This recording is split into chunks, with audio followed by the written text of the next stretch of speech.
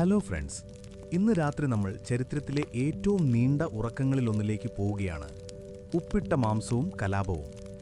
നിങ്ങളുടെ ജീവിതത്തിൽ കാണാൻ ആഗ്രഹിച്ചതിലും കൂടുതൽ സമുദ്രവും ഉൾപ്പെടുന്നൊരു യാത്ര. ഭൂമിയെ ആദ്യമായി ചുറ്റി സഞ്ചരിച്ചതിൻ്റെ ക്രെഡിറ്റ് ലഭിച്ച ഫെർഡിനാൻഡ് മജല്ലനോടൊപ്പമാണ് നമ്മൾ ഇന്ന് യാത്ര ചെയ്യുന്നത്. രസകരമായ വസ്തുത എന്തെന്നാൽ അദ്ദേഹം യാത്ര മുഴുവൻ ജീവനോടെ ഉണ്ടായിരുന്നില്ല എന്നതാണ്. പക്ഷേ അത് പിന്നീട് നമുക്ക് വരെ മറന്നിരിക്കാം. സാഹസിക പ്രവർത്തനങ്ങളുടെ കേന്ദ്രത്തിലുള്ള വ്യക്തിയാണ് ഫെർഡിനാൻഡ് മജല്ലൻ. ജനനം പോർച്ചുഗീസിലാണ്. സ്പാനിഷ് ഫണ്ടിങ്ങിൽ പ്രവർത്തിക്കുന്നവൻ, സ്വഭാവത്താൽ നിർബന്ധ ബുദ്ധിയായവൻ. പ്രസിദ്ധമായ സ്പൈസ് ഐലൻഡിലേക്ക് പടിഞ്ഞാറൻ വഴിയുണ്ടെന്ന് അദ്ദേഹം വിശ്വസിക്കുന്നു. അത് കണ്ടെത്താൻ വേണ്ടി തൻ്റെ എല്ലാം, പദവിയും ജീവനുമടക്കം പണയം വെച്ചിരിക്കുന്നു. നിങ്ങൾ അദ്ദേഹത്തോടൊപ്പം ചേരാൻ പോവുകയാണ്. പ്രശസ്തിക്ക് വേണ്ടിയല്ല, മറിച്ച് ഒരു ശമ്പളത്തിനും അത് വാങ്ങാൻ ജീവനോടെ ഇരിക്കുമെന്ന അവ്യക്തമായ പ്രതീക്ഷയ്ക്കും വേണ്ടി. നമുക്ക് സത്യസന്ധമായി പറയാം, നിങ്ങൾ ഒരുപക്ഷേ ഇതിൽ നിന്ന് രക്ഷപ്പെടില്ല. അതുകൊണ്ട് നിങ്ങൾ കംഫർട്ടബിൾ ആവുന്നതിന് മുമ്പ് ഒരു നിമിഷമെടുത്ത് വീഡിയോ ലൈക്ക് ചെയ്യുകയും സ്ലംബർ സാഗയിൽ സബ്സ്ക്രൈബ് ചെയ്യുകയും ചെയ്യൂ. ഞാനിവിടെ ചെയ്യുന്നത് നിങ്ങൾക്ക് ജെനുവിൻലി ഇഷ്ടമാണെങ്കിൽ മാത്രം. എനിക്കറിയാൻ താൽപ്പര്യമുണ്ട്, നിങ്ങൾ എവിടെ നിന്നാണ് കേൾക്കുന്നത്, നിങ്ങളുടെ അവിടെ ഇപ്പോൾ ടൈം എന്താണ്? കമൻസിൽ രേഖപ്പെടുത്തൂ. നമ്മൾ എല്ലാത്തരം കാലാവസ്ഥയിലൂടെയും സഞ്ചരിക്കുമ്പോൾ നിങ്ങളുടെ നാട്ടിലെ കാലാവസ്ഥ ഞാൻ ഇമാജിൻ ചെയ്യാൻ ശ്രമിക്കാം. ഇപ്പോൾ ലൈറ്റ്സ് കുറയ്ക്കാം. പതുക്കെയുള്ളൊരു ബാക്ക്ഗ്രൗണ്ട് സൗണ്ടിനായി ഒരു ഫാൻ ഓൺ ചെയ്യാം. നമുക്ക് ഈ രാത്രിയിലെ യാത്രയിലേക്ക് സാവധാനം കടക്കാം. നിങ്ങൾ കട്ടിയുള്ള കമ്പിളിയും ലെതറും ധരിച്ചിരിക്കുന്നു. തണുത്ത കാറ്റുണ്ടെങ്കിലും വിയർക്കുന്നുണ്ട്. നിങ്ങളുടെ സാധനങ്ങൾ, ഒരു ബ്ലാങ്കറ്റ്, ഒരു വുഡൻ ബൗൾ, ആശങ്കപ്പെടുന്ന അമ്മയിൽ നിന്നുള്ള ഒരു കത്ത്, ഇവയെല്ലാം ഒരു കെട്ടായി കെട്ടിയിരിക്കുന്നു. തുറമുഖം അലങ്കോലമാണ്. ആളുകൾ കാസ്റ്റിലിയൻ സ്പാനിഷ്, പോർച്ചുഗീസ്, ജീനോവിസ്, ജർമ്മൻ എന്നിങ്ങനെ വിവിധ ഭാഷകളിൽ വിളിച്ചു കൂവുന്നു. മജല്ലൻ യൂറോപ്പിൽ നിന്നെല്ലാം നാവികരെ ജോലിക്കെടുത്തിരുന്നു. ഒരേ ഭാഷ സംസാരിക്കാൻ കഴിയാത്ത വിവിധ ക്രൂ മെമ്പേഴ്സിനെ കലാപം സംഘടിപ്പിക്കാൻ കഴിയില്ല എന്ന പ്രതീക്ഷയിൽ. നിങ്ങളെ മജല്ലന്റെ ഫ്ലാഗ്ഷിപ്പായ ട്രിനിഡാദിലേക്ക് നിയോഗിച്ചിരിക്കുന്നു. അതത്ര മഹത്തായതല്ല, കുള്ളനും വീതിയുമുള്ളതാണ്. യുദ്ധക്കപ്പലിനേക്കാൾ പത്തേമാരി പോലെയാണ്. പൊങ്ങിക്കിടക്കുന്ന ഒരു കളപ്പുര ചാരുതയുള്ളത്. നിങ്ങൾ കപ്പൽ പാലത്തിലേക്ക് കയറുന്നു. ഉപ്പ് ബാരലിനെക്കുറിച്ചുള്ള വാദത്തിനപ്പുറത്തേക്ക് കുനിഞ്ഞു നടക്കുന്നു. നിങ്ങളുടെ ഒന്നിനു മുകളിൽ ഒന്നായി വെച്ചിരിക്കുന്ന കിടക്ക കണ്ടെത്തുന്നു. അത് ശരിക്കും ഉള്ളി മണക്കുന്നതും അതിലും മോശമായി മണക്കുന്നതുമായ ബാരലുകളുടെ അടുത്തുള്ള ഒരു പലക മാത്രമാണ്. 1519 സെപ്റ്റംബർ 20 കപ്പലുകൾ അവസാനമായി യാത്ര തിരിച്ചപ്പോൾ യാതൊരു ചടങ്ങുമുണ്ടായിരുന്നില്ല. കയറുകൾ കിരികിരിക്കുന്നു, പായകൾ പടപടക്കുന്നു.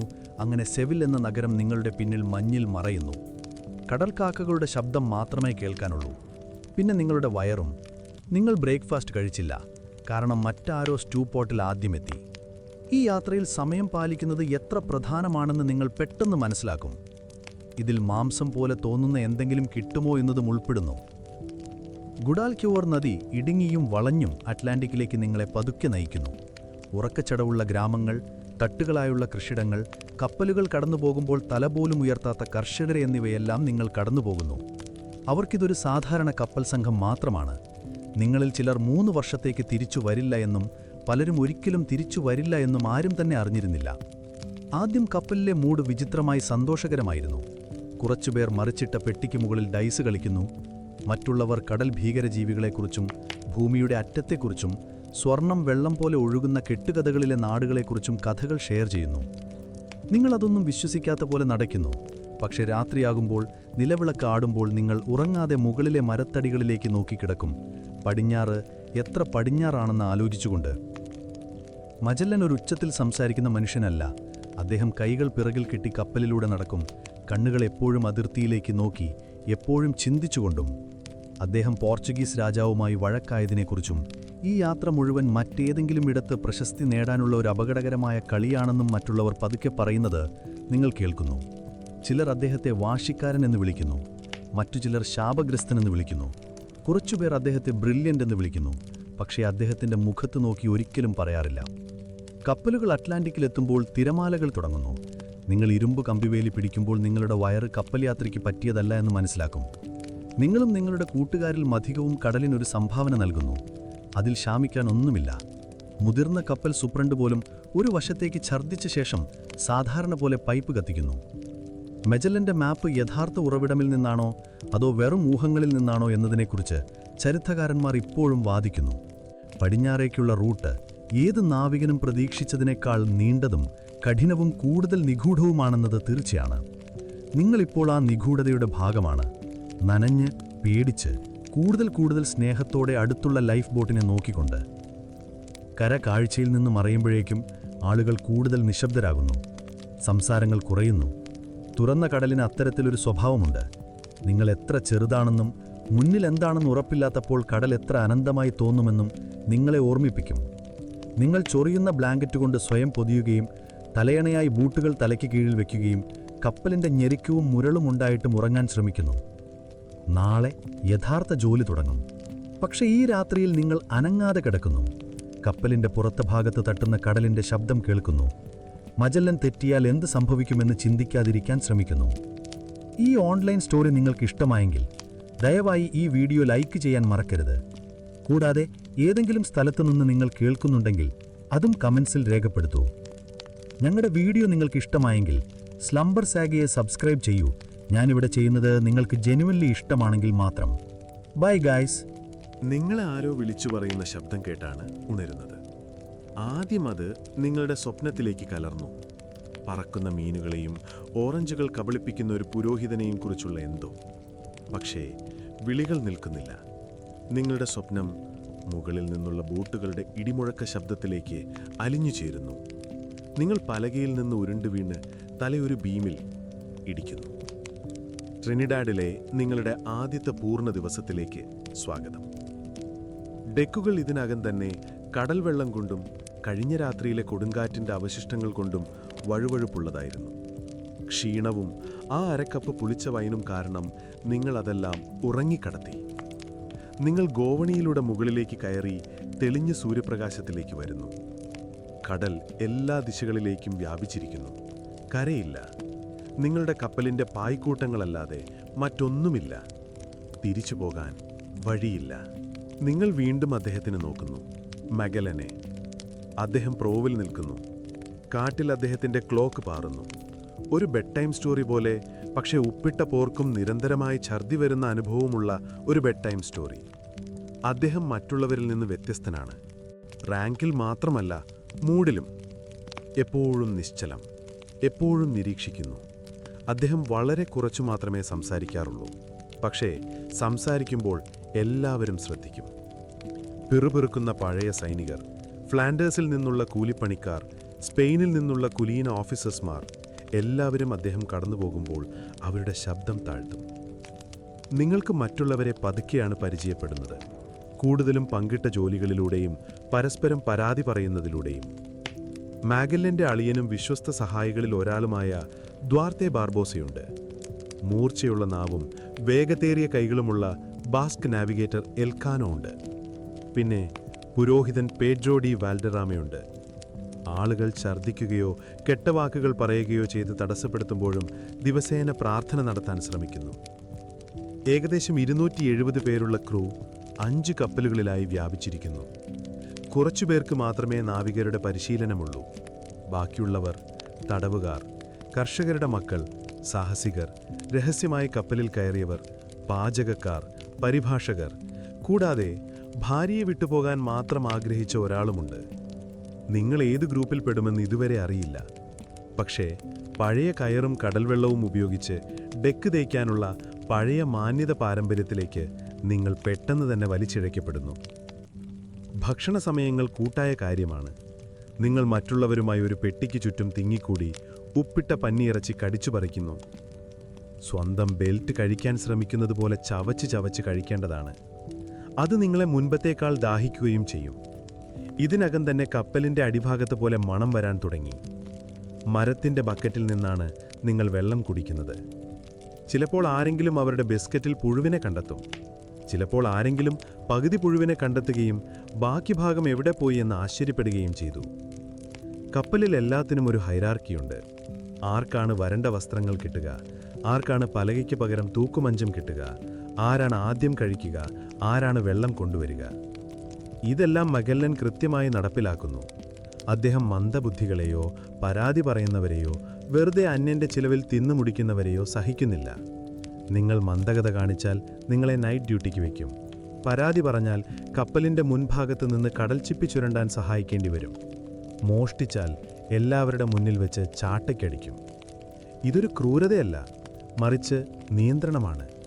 ഇവിടെ നിയന്ത്രണം മാത്രമാണ് അലങ്കോല അവസ്ഥയെ തടയുന്നത്. എന്നിരുന്നാലും പ്രശ്നങ്ങൾ നേരത്തെ തന്നെ തുടങ്ങുന്നു. സ്പാനിഷ് ഓഫീസേഴ്സിന് മഗല്ലന്റെ കമാൻഡ് സഹിക്കാൻ ബുദ്ധിമുട്ടാണ്. കാരണം അദ്ദേഹം പോർച്ചുഗീസാണ്. സ്പാനിഷ് സ്വർണവും കപ്പലുകളും ഏൽപ്പിക്കപ്പെട്ട ഒരു വിദേശി. രാത്രിയിൽ ഇക്കാര്യം എല്ലായിടത്തും സ്വകാര്യമായി പരക്കുന്നു. വിശ്വാസതയെക്കുറിച്ചും മഗല്ലന്റെ പാത ഭ്രാന്താണോ മറ്റാരെങ്കിലും ചാർജിൽ വേണോ എന്നതിനെക്കുറിച്ചുമൊക്കെ പതുക്കെ സംസാരിക്കുന്നു. നിങ്ങൾ കേൾക്കുന്നില്ല എന്ന് നടിക്കുന്നു, പക്ഷേ നിങ്ങൾ കേൾക്കുന്നുണ്ട്. എല്ലാവരും കേൾക്കുന്നുണ്ട്. മഗല്ലന്റെ നേതൃത്വശൈലി കർക്കശവും ഏകാന്തവും തണുത്തിടുമായതാണ്. അത് മാത്രമാണോ പര്യവേക്ഷണത്തെ ഒരുമിച്ച് നിർത്തിയത്, അതോ തുടക്കത്തിൽ മുതലേ അതിനെ നാശത്തിലേക്ക് നയിച്ചതോ എന്നതിനെക്കുറിച്ച് ചരിത്രകാരന്മാർ ഇപ്പോഴും വാദിക്കുന്നു. രണ്ടും ശരിയാണെന്ന് നിങ്ങൾക്ക് തോന്നുന്നു. രാത്രിയാവുമ്പോൾ മൂഡ് മാറുന്നു. നക്ഷത്രങ്ങൾ പ്രത്യക്ഷപ്പെടുന്നു. ഡെക്ക് ശാന്തമാകുന്നു. നിങ്ങൾ മറ്റൊരു നാവികനുമായി റെയിലിൽ പങ്കിടുന്നു. രണ്ടുപേരും സംസാരിക്കാതെ വെറുതെ നോക്കി നിൽക്കുന്നു.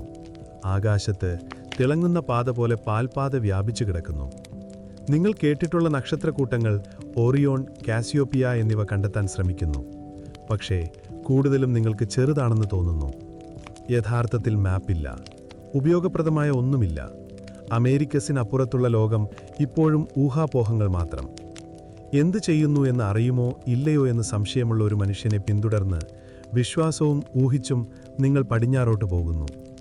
ഇതിന് നിങ്ങൾ സ്വയം വോളണ്ടിയർ ചെയ്തതാണെന്ന് നിങ്ങൾ സ്വയം ഓർമ്മിപ്പിക്കുന്നു. നിങ്ങൾ ആ രാത്രി തിരമാലകളുടെ ശബ്ദത്തിലും ഡെക്കിൻ്റെ അടിയിൽ നിന്ന് ആരോ പാടുന്ന നിങ്ങൾക്ക് മനസ്സിലാകാത്ത ഭാഷയിലുള്ള താരാട്ടിലും ഉറങ്ങിപ്പോകുന്നു. ഈ കപ്പലിൽ ആരെങ്കിലും നിങ്ങളുടെ ഹൃദയത്തിലെ അതേ ഭാഷ സംസാരിക്കുന്നുണ്ടോ എന്ന് നിങ്ങൾ ആലോചിക്കുന്നു. ഇത്തരം സാഹസികത്തിൽ നിന്ന് ആരെങ്കിലും എപ്പോഴെങ്കിലും വീട്ടിലേക്ക് തിരിച്ചെത്താറുണ്ടോ എന്ന് നിങ്ങൾ ആശ്ചര്യപ്പെടുകയും ചെയ്യുന്നു. കപ്പൽ പ്രഭാതത്തിൽ മെല്ലെ ആടുന്നു. നിങ്ങൾക്ക് ലഘുവായ തലകറക്കം വരാൻ മാത്രം പര്യാപ്തമായ ചലനം. പക്ഷേ കഴിഞ്ഞ രാത്രി കഴിച്ച സംശയകരമായ പോർക്കിനെ കുറ്റപ്പെടുത്താൻ പറ്റാത്ത വിധം. ഇരുട്ടിൽ നിങ്ങൾ കണ്ണു തുറക്കുന്നു. മുഖം പരുക്കൻ തടിയിൽ അമർന്നിരിക്കുന്നു. മുകളിലെ ഭീമിൽ നിന്നും വീഴുന്ന ജലബാഷ്പം മൂലം പകുതി ബ്ലാങ്കറ്റ് നനഞ്ഞിരിക്കുന്നു. വിയർപ്പിൻ്റെയും ഉപ്പിൻ്റെയും മണം, കൂടാതെ തിരിച്ചറിയാൻ താൽപ്പര്യമില്ലാത്ത എന്തോ ഒരു മണവും. ട്രിനിഡാഡിൽ ഉറങ്ങുന്നത് ഒരു ചെറിയ ഭൂകമ്പ സമയത്ത് തടി അലമാരയിൽ കിടന്നുറങ്ങാൻ ശ്രമിക്കുന്നത് പോലെയാണ്. നിങ്ങളൊരു ഓഫീസർ അല്ലെങ്കിൽ സ്വകാര്യ മുറികളൊന്നുമില്ല. നിങ്ങൾക്ക് വൈൻ ബാരലുകൾക്കിടയിൽ കേടാകാൻ തുടങ്ങിയ വെളുത്തുള്ളി കൂടാതെ സംശയകരമായി നനഞ്ഞ കയർച്ചുരുകു എന്നിവയ്ക്കിടയിൽ പങ്കിടുന്ന ഒരു പലക മാത്രമാണുള്ളത്. കൂടുതൽ നീങ്ങാതിരിക്കാൻ നിങ്ങൾ ശ്രമിക്കുന്നു. നീങ്ങുന്നത് എലികളെ ക്ഷണിക്കുമെന്ന് നിങ്ങൾ പഠിച്ചിട്ടുണ്ട്. നിങ്ങളുടെ കൂട്ടുകെട്ട് അവയ്ക്ക് വിഷമമല്ല. ഇവിടത്തെ എലികൾ ധൈര്യമുള്ളതും തടിച്ചതുമാണ്. ധാന്യസഞ്ചികൾ കടിച്ചു കീറുകയും ശ്രദ്ധിക്കാതെ വിട്ടാൽ ചിലപ്പോൾ ആളുകളുടെ ബൂട്ടുകൾ കൂടി കടിച്ചു കീറുകയും ചെയ്യും. ഒരു മണി മുഴങ്ങുന്നു. എല്ലാവരെയും ഡെക്കിലേക്ക് വിളിക്കുന്നു. നിങ്ങൾ നെടുവീർപ്പിട്ട് എഴുന്നേൽക്കുന്നു. വീണ്ടും താഴ്ന്ന ഭീമിൽ തലയിടിക്കുന്നു. ദിവസവും ആവർത്തിക്കുന്ന ഒരാചാരം പോലെ. മുകളിലേക്കുള്ള ഗോണി നനവുകൊണ്ട് വഴുവഴുപ്പുള്ളതാണ്.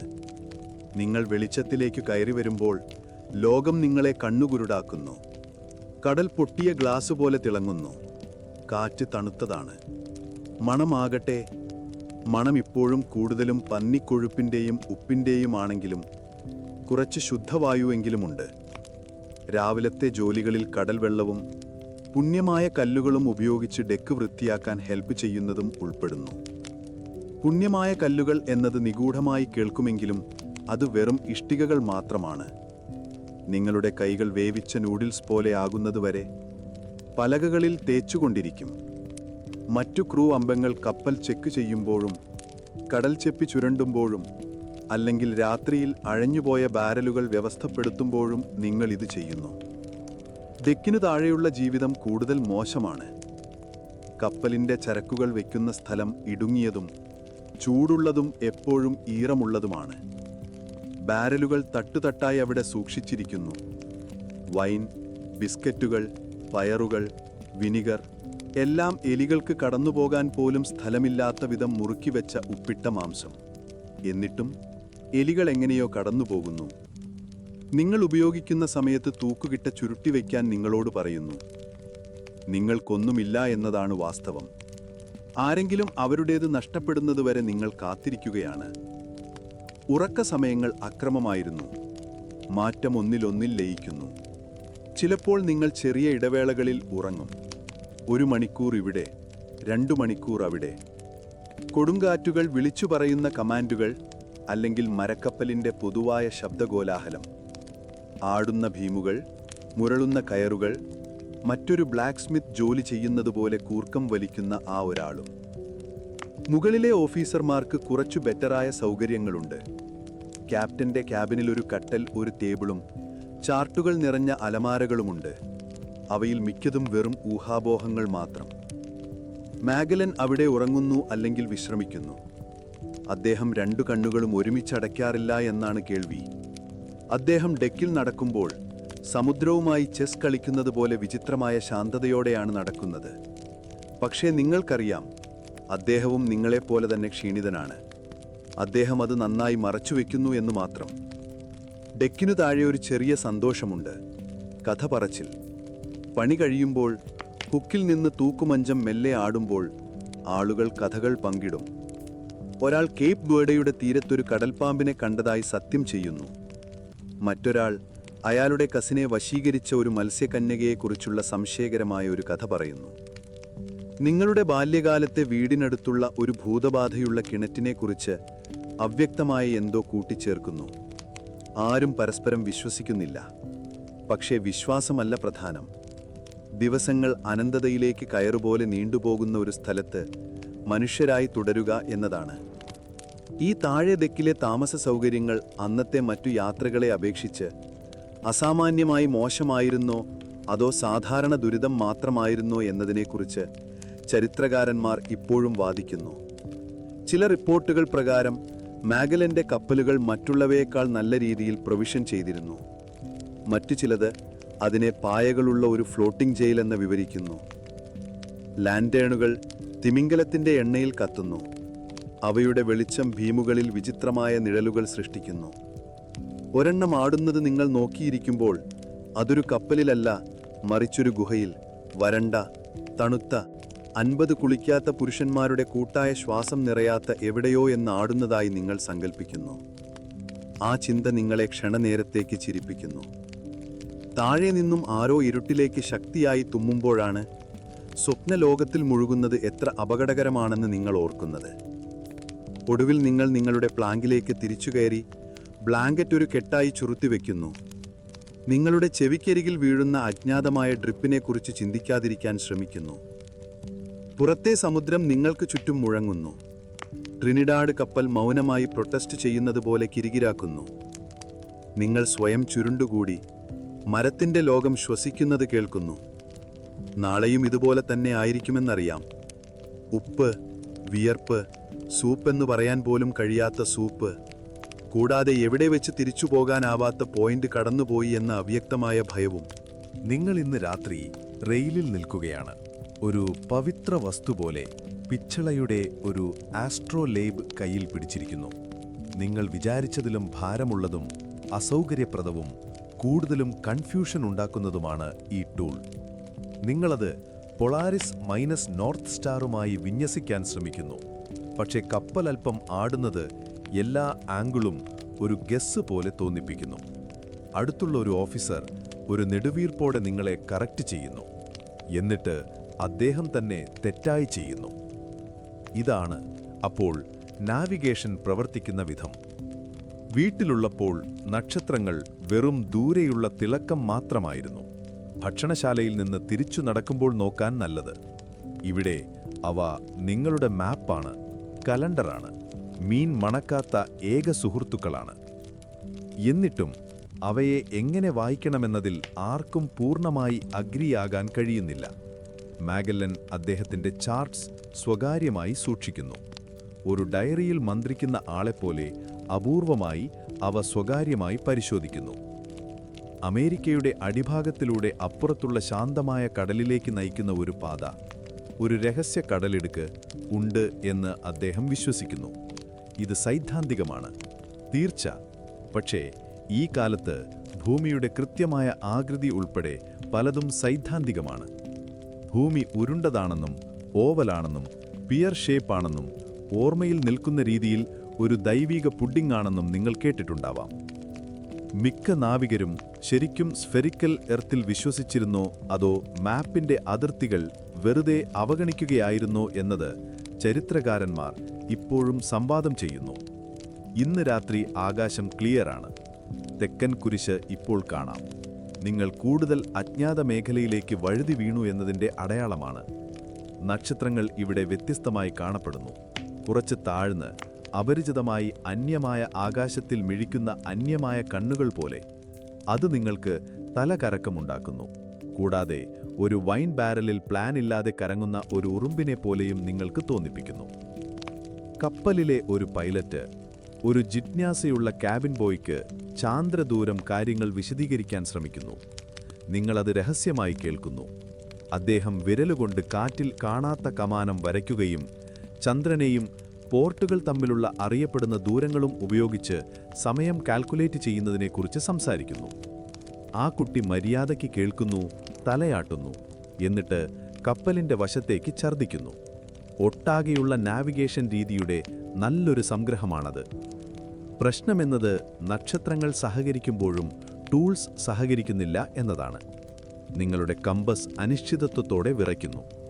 നാവിഗേഷൻ പരിഹരിക്കുന്നതിനിടയിലുള്ള സമയം അളക്കാൻ ഉപയോഗിക്കുന്ന ഹവർ ഗ്ലാസ് ഈർപ്പം കൊണ്ട് തുടർച്ചയായി ബ്ലോക്കാവുന്നു. ഡെഡ് റെക്കണിംഗ്, വേഗതയും ദിശയും അടിസ്ഥാനത്തിലാക്കി നിങ്ങളുടെ സ്ഥാനം എസ്റ്റിമേറ്റ് ചെയ്യുന്ന സംവിധാനം നിങ്ങളുടെ വേഗത ഇൻകൺസിസ്റ്റന്റ് ആകുമ്പോഴും കാറ്റ് തുമ്മുന്ന ഒപ്പോഴെല്ലാം ദിശ മാറുമ്പോൾ വൈൽഡ് ജെസ്സിംഗ് പോലെയാണ്. എന്നിട്ടും അത് വർക്ക് ചെയ്യുന്നു. മോസ്റ്റ് ഓഫ് ഏതോ ഒരു തരത്തിൽ നിങ്ങൾ പൂർണ്ണമായും ലോസ്റ്റ് അല്ല, എന്നാൽ നിങ്ങൾ എവിടെയാണെന്ന് കൃത്യമായി ആർക്കും പറയാനും കഴിയുന്നില്ല. അതൊരു വിചിത്രമായ ദ്വന്ദ്വമാണ്, ഭയപ്പെടുത്തുന്നതും ആശ്വാസം നൽകുന്നതും. ഡെസ്റ്റിനേഷൻ അറിയാതെ ഒരു കാരേജിൽ കയറുന്നത് പോലെയാണ്, പക്ഷേ കുതിര അത് സോർട്ട് ഔട്ട് ചെയ്യുമെന്ന് വിശ്വസിക്കുന്നു. ഹെൽംസ്മാനിൽ ഒരാൾ, പല്ലില്ലാത്ത സംശയാസ്പദമായ ധാരാളം ഡൈസ് ശേഖരമുള്ള ഒരാൾ, കടലിന്റെ നിറം നോക്കി നാവിഗേറ്റ് ചെയ്യാൻ കഴിയുമെന്ന് നിർബന്ധം പിടിക്കുന്നു. അയാൾ കടലിനെ ഒരു മൂഡ് റിംഗ് പോലെ നോക്കി കണ്ണു ചിമ്മി, നമ്മൾ കരയുടെ അടുത്തെത്തി, എനിക്ക് പൈനിന്റെ മണമറിയാം എന്നൊക്കെ പിറുവിറുക്കുന്നു. അയാളെ വിശ്വസിക്കണോ അതോ അടുത്തിടെ പൈൻ കഴിച്ചിട്ടുണ്ടോ എന്ന് ചോദിക്കണോ എന്നറിയില്ല. പകൽ നേരത്ത് സൂര്യൻ നിങ്ങളുടെ ഗൈഡാകുന്നു. അത് സ്വയം കാണിക്കാൻ തീരുമാനിക്കുമ്പോൾ മേഘാവൃതമായ ദിവസങ്ങളിൽ കപ്പൽ എല്ലാ അർത്ഥത്തിലും അൺമൂഡായി തോന്നും. ഒരു ദൈവത്തിന്റെ കുളിപാത്രവത്തിലൂടെ ഒഴുകുന്ന ഒരു കുട്ടിയുടെ കളിപ്പാട്ടം പോലെ. നിങ്ങൾ നിഴലുകളെ നോക്കാൻ തുടങ്ങും. അവ എങ്ങനെ മാറുന്നു എന്നും എങ്ങനെ നീളുന്നു ചുരുങ്ങുന്നു എന്നുമെല്ലാം നോക്കി നിൽക്കും. പഴയ നാവികരിൽ ഒരാൾ പറയുന്നത് അയാളുടെ നിഴൽ 3 ദിവസത്തേക്ക് പൂർണ്ണമായും അപ്രത്യക്ഷമായി എന്നാണ്. ഇത് എന്തോ അർത്ഥഗർഭമായ കാര്യമായിരിക്കാം, അല്ലെങ്കിൽ വെറും പനി കാരണം ആയിരിക്കാം. എല്ലാ വൈകുന്നേരവും മാഗല്ലൻ അദ്ദേഹത്തിന്റെ നോട്ട്സ് റിവ്യൂ ചെയ്യാറുണ്ട്. അദ്ദേഹത്തിന്റെ ലോഗ് ബുക്ക് വളരെ നേർത്ത, ഒബ്സസീവായ കൈയക്ഷരത്തിൽ എഴുതിയിരിക്കുന്നു. നിങ്ങൾക്ക് മനസ്സിലാകാത്ത ചെറിയ സിംബൽസ് അദ്ദേഹം വരയ്ക്കുന്നു. ഒന്ന് കത്തിയുമായി സംയോജിക്കപ്പെട്ട കോമ്പസ് റോസ് പോലെ കാണപ്പെടുന്നു. മറ്റൊന്ന് നിലവിളിക്കുന്ന സൂര്യനെ പോലെയാണ്. നിങ്ങൾ ഒരിക്കൽ അതിനെക്കുറിച്ച് ചോദിച്ചപ്പോൾ അവ റിമൈൻഡേഴ്സ് ആണെന്ന് അദ്ദേഹം പറഞ്ഞു. നിങ്ങൾ പിന്നെ ചോദിച്ചില്ല. മാഗല്ലന്റെ നാവിഗേഷൻ സ്കിൽസ് യഥാർത്ഥത്തിൽ മികച്ചതായിരുന്നു അതോ വെറും ഭാഗ്യം കൊണ്ട് മാത്രമായിരുന്നു? മിടുക്കിനേക്കാൾ വെറും നിർബന്ധം കൊണ്ട് സ്ട്രെയിറ്റ് കണ്ടെത്തിയത് എന്നതിൽ ചരിത്രകാരന്മാർ ഇപ്പോഴും വാദിക്കുന്നു. അദ്ദേഹത്തിന്റെ കൈവശം രഹസ്യ പോർച്ചുഗീസ് മാപ്പുകൾ ഉണ്ടായിരുന്നു എന്ന് ചിലർ പറയുന്നു. മറ്റുള്ളവർ വിചാരിക്കുന്നത് മറ്റെല്ലാവരും തിരിച്ചുപോയപ്പോൾ തെക്കോട്ടു പോകാൻ ധൈര്യം കാണിച്ച അവസാനത്തെ ക്രേസി ക്യാപ്റ്റനായിരുന്നു അദ്ദേഹം എന്നാണ്. നിങ്ങൾക്ക് നക്ഷത്രങ്ങൾ ആശ്വാസവും ശാപവുമായി തുടരുന്നു. നിങ്ങൾ അവയുടെ പേരുകൾ പഠിക്കാൻ തുടങ്ങി. സ്കോളർലി പേരുകളല്ല, നാവികരുപയോഗിക്കുന്ന പേരുകൾ. സൂപ്പ് സ്പൂൺ, ഡ്രങ്ക് പ്രീസ്റ്റ് എന്നിവയുണ്ട്. ഈ നക്ഷത്രരാശികൾ ഈ കപ്പലിൽ മാത്രമേ നിലനിൽക്കുന്നുള്ളൂ എന്ന് നിങ്ങൾക്ക് ഉറപ്പുണ്ട്. പക്ഷേ എന്തോ അവ സഹായിക്കുന്നു. നിങ്ങൾക്ക് ഉറക്കം വരാത്തപ്പോൾ ഡെക്കിന് മുകളിലേക്ക് രഹസ്യമായി പോയി ആകാശത്തേക്ക് നോക്കി നിൽക്കും. സ്വപ്നങ്ങളിലേക്ക് മെല്ലെ ചാഞ്ഞു പോകാൻ ആകാശം നിങ്ങളെ അനുവദിക്കുന്നു. ഒരു രാത്രി നിങ്ങൾ ഒരു വാൽ നക്ഷത്രം കണ്ടു. ഒരു മങ്ങിയ പാടുപോലെ അതിൻ്റെ വാൽ ഒരു വിസ്പർ പോലെ വലിഞ്ഞു കിടക്കുന്നു. എല്ലാവരും കൂടി അത് കാണാൻ നിന്നു. ചിലർ അത് അനുഗ്രഹത്തിൻ്റെ അടയാളമായി കണ്ടു. മറ്റുള്ളവർ അതൊരു ശാപമാണെന്ന് പറഞ്ഞു. മാഗല്ലൻ നിശബ്ദനായി നോക്കി നിന്നിട്ട് പറഞ്ഞു, അതൊന്നുമല്ല, അത് വെറും ഒരു പ്രതിഭാസം മാത്രമാണ്. അത് മോസ്റ്റാഫ് എല്ലാ കാര്യങ്ങൾക്കുമുള്ള അവൻ്റെ ഉത്തരമാണെന്ന് നിങ്ങൾ സംശയിക്കുന്നു. അങ്ങനെ നിങ്ങൾ മുന്നോട്ടു പോകുന്നു. ഡയറക്ഷൻ പൂർണ്ണമായും അറിയാതെയെങ്കിലും കാറ്റിനെയും നക്ഷത്രങ്ങളെയും എങ്ങനെയാണെന്ന് വിശദീകരിക്കാൻ കൂട്ടാക്കാത്ത ഒരു മനുഷ്യന്റെ വിചിത്രമായ ഉറപ്പിനെയും വിശ്വസിച്ചും. വീണ്ടും ബ്രേക്ക്ഫാസ്റ്റായി. അത് ബ്രേക്ക്ഫാസ്റ്റ് എന്ന് വിളിക്കാമെങ്കിൽ നിങ്ങൾ വായ തുറക്കുമ്പോൾ ഒരു ഹാർട്ട് അറ്റാക്ക് ആയിരിക്കേണ്ട സാധനത്തിൽ കടിക്കുമ്പോൾ ഒരു ക്രാക്ക് കേൾക്കുന്നു. അത് ബിസ്ക്കറ്റിൽ നിന്നല്ല, പക്ഷേ നിങ്ങളുടെ പല്ലിൽ നിന്നായിരിക്കാം. ക്രൂ അംഗങ്ങൾ സ്നേഹപൂർവ്വം ടൂത്ത് ബ്രേക്കേഴ്സ് എന്ന് വിളിക്കുന്ന ഹാർട്ട് അറ്റാക്ക് മാവും വെള്ളവും കൊണ്ടുണ്ടാക്കിയ, പണ്ടൊരിക്കൽ ഒരു ബ്രെഡിൻ്റെ അടുത്തുകൂടി പോയിട്ടുണ്ടാകാവുന്ന ഒരു കല്ലുപോലെയുള്ള സാധനമാണ്. അത് വീവിൾസ് കൊണ്ട് നിറഞ്ഞിരിക്കുന്നു. നിങ്ങൾ ഒന്നിനെ എടുക്കുന്നു, എറിഞ്ഞുകളയാൻ ആലോചിക്കുന്നു, പിന്നെ പ്രോട്ടീനിനു വേണ്ടി അതും കഴിക്കുന്നു. നിങ്ങൾ ഇപ്പോൾ പ്രാക്ടിക്കലായിരിക്കുന്നു. നിങ്ങളുടെ അടുത്ത് ആരോ വിനിഗർ പോലെ മണക്കുന്ന വൈൻ കുടിക്കുന്നുണ്ട്. അതൊരു മെച്ചപ്പെട്ട കാര്യമാണ്. ബാരലുകൾ കേടാകാൻ തുടങ്ങിയിരിക്കുന്നു. ഓരോ കപ്പിലും മൂർച്ചയേറിയ രുചിയും ചിലപ്പോൾ പൊങ്ങിക്കിടക്കുന്ന അവശിഷ്ടങ്ങളുമുണ്ട്. ആരും പരാതിപ്പെടുന്നില്ല. ഒന്നുമില്ലാത്തതിനേക്കാൾ ഫെർമെന്റ് ആയത് നല്ലതാണ്. മറ്റൊരു ഓപ്ഷൻ കപ്പലിന്റെ അടിയിൽ നിന്നുള്ള വെള്ളമാണ്. അത് പഴയ കയറും നിരാശയും പോലെ രുചിക്കും. സോൾട്ട് പോർക്ക് വീണ്ടും മെനുവിലുണ്ട്. അത് എപ്പോഴും മെനുവിലുണ്ടാകും. ആ പോർക്ക് എവിടെ നിന്ന് വന്നുവെന്ന് ആർക്കും അറിയില്ല. മഗല്ലൻ ജനിക്കുന്നതിന് മുൻപേ അത് ഉപ്പിട്ടതാണെന്ന് ചിലർ സംശയിക്കുന്നു. മരക്കൊട്ടകളിൽ ചാറിൽ മുങ്ങിക്കിടക്കുന്ന ചാരനിറത്തിലുള്ള കഷ്ണങ്ങളായിട്ടാണ് അത് വരുന്നത്, വീർത്ത കടൽ ജീവികളെപ്പോലെ. നിങ്ങൾ ഒന്നിനെ എടുക്കുന്നു, ഏതെങ്കിലും ഒരു കഷ്ണത്തിൽ കടിക്കുന്നു, ഏകദേശം ഒരു മണിക്കൂർ ചവയ്ക്കുന്നു, താടി വേദനിക്കുന്നതുവരെയും അഭിമാനം കളയുന്നതുവരെയും. ഷിപ്സ് സൂപ്പ് എന്ന് വിളിക്കുന്ന ഒരു സാധനവുമുണ്ട്. അതിൽ കൂടുതലും വെള്ളമാണ്.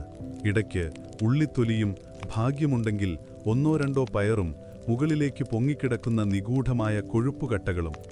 എന്നിട്ടും നിങ്ങളത് കുടിക്കും. ചൂടുള്ള സാധനങ്ങൾ അപൂർവമാണ്. അപൂർവമായത് വിലപ്പെട്ടതാണ്. മഗല്ലന്റെ കപ്പലിലെ ഭക്ഷണം ആ കാലഘട്ടത്തിലെ ആവറേജിനേക്കാൾ നല്ലതായിരുന്നോ മോശമായിരുന്നോ എന്നതിനെക്കുറിച്ച് ചരിത്രകാരന്മാർ ഇപ്പോഴും വാദിക്കുന്നു. ചില റെക്കോർഡുകൾ സൂചിപ്പിക്കുന്നത് അവർ നല്ല രീതിയിൽ ഭക്ഷണം പാക്ക് ചെയ്തിരുന്നുവെന്നാണ്. മറ്റു ചിലത് പതുക്കെയുള്ള പട്ടിണി, എല്ലാ ഭക്ഷണത്തിലും പുഴുക്കൾ, ഷൂ തോൽ പോലും കഴിക്കാൻ തോന്നുന്ന തരത്തിലുള്ള വിശപ്പ് എന്നിവയുടെ ചിത്രമാണ് നൽകുന്നത്.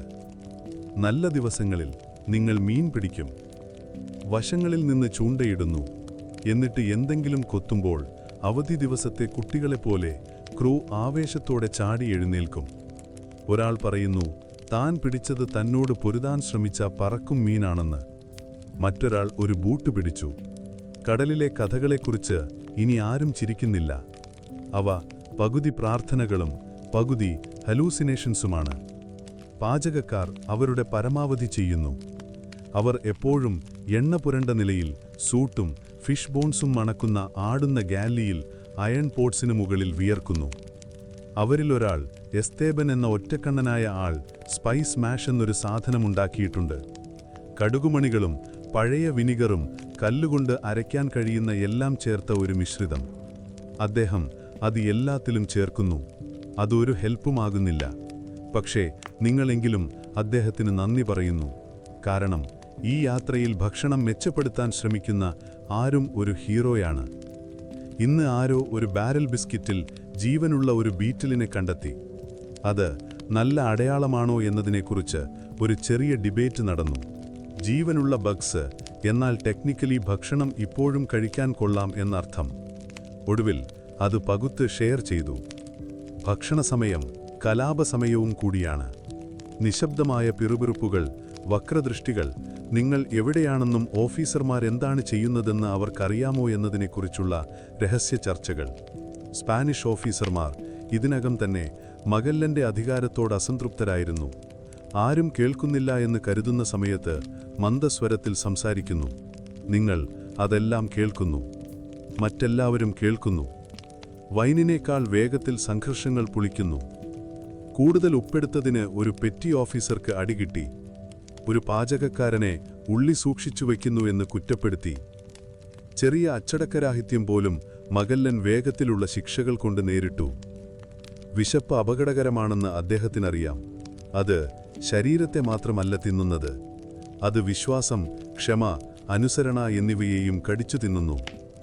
രാത്രിയിൽ ഡിന്നർ കഴിച്ചതിൻ്റെ വയറ്റിലെ വാദം താഴത്തെ ഡെക്കിനെ ഒരു യുദ്ധഭൂമി പോലെ ശബ്ദിക്കാൻ കാരണമാകുന്നു. നിങ്ങൾ അതിലൂടെ ഉറങ്ങാൻ പഠിക്കുന്നു. എല്ലാത്തിലൂടെയും ഉറങ്ങാൻ പഠിക്കുന്നു. ഒരിക്കൽ നിങ്ങളുടെ തലയ്ക്കു മുകളിൽ മീനുപ്പുവെള്ളം നിറച്ച ബാരൽ പൊട്ടി നിങ്ങളുടെ ബ്ലാങ്കറ്റിനെ എന്തോ സ്റ്റിക്കിയായതും ദുഃഖികവുമായ സാധനത്തിൽ നനച്ചു. നിങ്ങളത് പിഴിഞ്ഞു മാറ്റി ഉറക്കം തുടർന്നു. ഇതാണ് ഇപ്പോൾ നിങ്ങൾ. ചിലപ്പോൾ നിങ്ങൾ പഴങ്ങളെക്കുറിച്ച് സ്വപ്നം കാണുന്നു. തിളങ്ങുന്ന ഓറഞ്ചുകൾ, നീരുള്ള വച്ചക്കായ്കൾ, ആപ്പിളിൻ്റെ ക്രിസ്പായ കടി. സ്വപ്നത്തിൽ നിങ്ങൾ കരയുന്നു. നിങ്ങൾ ഉപ്പുരുചിയോടെ ഉണരുന്നു. ഭക്ഷണത്തിൽ നിന്നല്ല, നിങ്ങളുടെ സ്വന്തം കണ്ണുനീരിൽ നിന്ന്. എന്നിട്ടും ഭക്ഷണം ഒരു റിച്വലായി മാറുന്നു. പരിചയം കംഫോർട്ടാണ്. പന്നിയിറച്ചി ഉപ്പിട്ട നിരാശ പോലെ തോന്നിയാലും അത് നമ്മൾ എക്സ്പെക്റ്റ് ചെയ്യുന്ന ഒന്നാണ്. കാര്യങ്ങൾ എത്ര മോശമായിരിക്കുമെന്ന് കൃത്യമായി അറിയുന്നതിൽ വിചിത്രമായ ആശ്വാസമുണ്ട്. സർപ്രൈസുകളില്ല, ഇല്യൂഷൻസുകളില്ല. വെറും ദൈനംദിന ചവയ്ക്കൽ മാത്രം. എന്നെങ്കിലും മാസങ്ങൾക്ക് ശേഷമോ വർഷങ്ങൾക്ക് ശേഷമോ വീണ്ടും എന്തെങ്കിലും മധുരമുള്ളത് രുചിക്കാൻ കഴിയുമെന്ന നിശബ്ദമായ പ്രതീക്ഷയും മാത്രം. രാവിലത്തെ ബ്രേക്ക്ഫാസ്റ്റിന് ശേഷം നിങ്ങൾ ചാരിയിരിക്കുന്നു. വിരലുകളിൽ നിന്ന് ഹാർട്ട് അറ്റാക്കിൻ്റെ അവസാന കഷ്ണങ്ങൾ നക്കിയെടുക്കുന്നു. സൂര്യൻ ഉദിക്കുന്നു. ഡെക്ക് വീണ്ടും തിരക്കിലാണ്. പരിശോധിക്കാൻ സെയിൽസ് ഉണ്ട്, മുറുക്കാൻ റോപ്സ് ഉണ്ട്, എപ്പോഴും മാറ്റാൻ മറ്റൊരു ബാരലുണ്ട്. പക്ഷേ ഒരു ചെറിയ നിമിഷത്തേക്ക് വയറു കുറച്ച് നിറഞ്ഞ നിലയിൽ നിങ്ങൾ ഏകദേശം മനുഷ്യനെ പോലെ തോന്നുന്നു. ആരെങ്കിലും വശത്തേക്ക് ഛർദ്ദിക്കുന്നതുവരെ നിങ്ങൾ സമുദ്രത്തിലേക്ക് നോക്കുന്നു. വീണ്ടും, ഇപ്പോഴും. കരയുടെ കാഴ്ച അവസാനമായി കണ്ടിട്ട് ആഴ്ചകളായി. അതൊരു ഹാലുസിനേഷൻ ആയിരുന്നിരിക്കാം എന്ന് നിങ്ങൾക്ക് സംശയം തോന്നി തുടങ്ങിയിരിക്കുന്നു. ആകാശവും കടലും ഒരനന്തമായ നീല ക്യാൻവാസായി കൂടിച്ചേർന്നിരിക്കുന്നു. നിങ്ങളുടെ കരയുന്ന കപ്പലും ഡെക്കിൽ വന്നിറങ്ങി കൺഫ്യൂഷനോടെ നോക്കി. നിങ്ങളെല്ലാവരും മരിച്ചുകൊണ്ടിരിക്കുന്ന എന്തോ അസുഖം പിടിപെടും മുമ്പ് പറന്നു പോകുന്ന ചില നിർഭാഗ്യകരമായ പക്ഷികളും മാത്രമാണ് ഇതിലിടപെടുന്നത്. അറ്റ്ലാന്റിക് കടന്നുപോവുക എന്നത് അഡ്വഞ്ചറായി തോന്നും. പക്ഷേ യഥാർത്ഥത്തിൽ അത് ചെയ്യുമ്പോഴങ്ങനെയല്ല. ഇതൊരു എക്സൈറ്റിംഗ് മോണ്ടാജ് അല്ല. ഇത് വളരെ നീണ്ടതാണ്, നിശബ്ദമാണ്. സത്യം പറഞ്ഞാൽ വളരെ ബോറിംഗ് ആണ്. ഓരോ ദിവസവും അടുത്ത ദിവസവുമായി കൂട്ടിക്കെട്ടപ്പെട്ടിരിക്കുന്നത് ഒരേ ജോലികൾ കൊണ്ടാണ്. കയറുകൾ വലിക്കൽ, പായകൾ ചെക്ക് ചെയ്യൽ, ഡെക്ക് ക്ലീൻ ചെയ്യൽ. മടിയനായ ദൈവം ആകാശത്തിലൂടെ നീങ്ങുന്നത് നോക്കിയിരിക്കൽ. നിങ്ങൾ സമയം മണിക്കൂറുകളല്ല, മറിച്ച് ഭക്ഷണത്തിൽ അളക്കുന്നു. ഭക്ഷണം വെറും ഹാർട്ട് അറ്റാക്കും സൂപ്പും മാത്രമാകുമ്പോൾ സമയം വൃത്താകൃതിയിൽ തോന്നിത്തുടങ്ങും. നിങ്ങളൊരു ഭക്ഷണ പുർഗേറ്ററിയിൽ കുടുങ്ങിയ പോലെ. മുമ്പൊക്കെ ഷാൻഡീസ് പാടിയിരുന്ന നാവികർ പോലും ഇപ്പോൾ നിശബ്ദരാണ്. അവരുടെ ശബ്ദം കട്ടിയായിരിക്കുന്നു. അല്ലെങ്കിൽ പാട്ടിൻ്റെ വരികൾ തീർന്നു പോയതാവാം. ഈ ആഴ്ച മൂന്നാമത്തെ തവണയായി കപ്പലിൻ്റെ അടിഭാഗത്തെ ബാർനാക്കിൾസ് ചുരണ്ടി മാറ്റുമ്പോൾ നിങ്ങൾ സ്വന്തമായി ഒരു ട്യൂൺ മനസ്സിൽ പാടാൻ തുടങ്ങി. മിക്കവാറും അർത്ഥമില്ലാത്തത്, പക്ഷേ ആ റിതം നിങ്ങളുടെ കൈകളെ ചലിപ്പിച്ചുകൊണ്ടിരിക്കുന്നു. സമുദ്രം തന്നെ വിചിത്രമായി ശാന്തമാണ്. അറ്റ്ലാന്റിക് എന്ന പേര് നിങ്ങൾക്ക് കടുങ്കാറ്റുകളുടെയും പൊസൈഡിൻ്റെയും ആക്രമണോത്സുകമായ ജീവികളുടെയും ഒരു മിഥ്യാകാരണം നൽകുന്നു. പക്ഷേ മിക്കവാറും അത് ഫ്ലാറ്റാണ്, നീല, ശൂന്യം. ചിലപ്പോൾ പറക്കും മീനുകളുടെ ഒരു കൂട്ടം വേറൊരു എക്സ്പെഡിഷനിൽ ചേരാൻ ശ്രമിക്കുന്നതുപോലെ വെള്ളത്തിന് പുറത്തേക്ക് ചാടുന്നു. അവരെ പിന്തുടരണോ എന്ന് നിങ്ങൾ ആലോചിക്കുന്നു.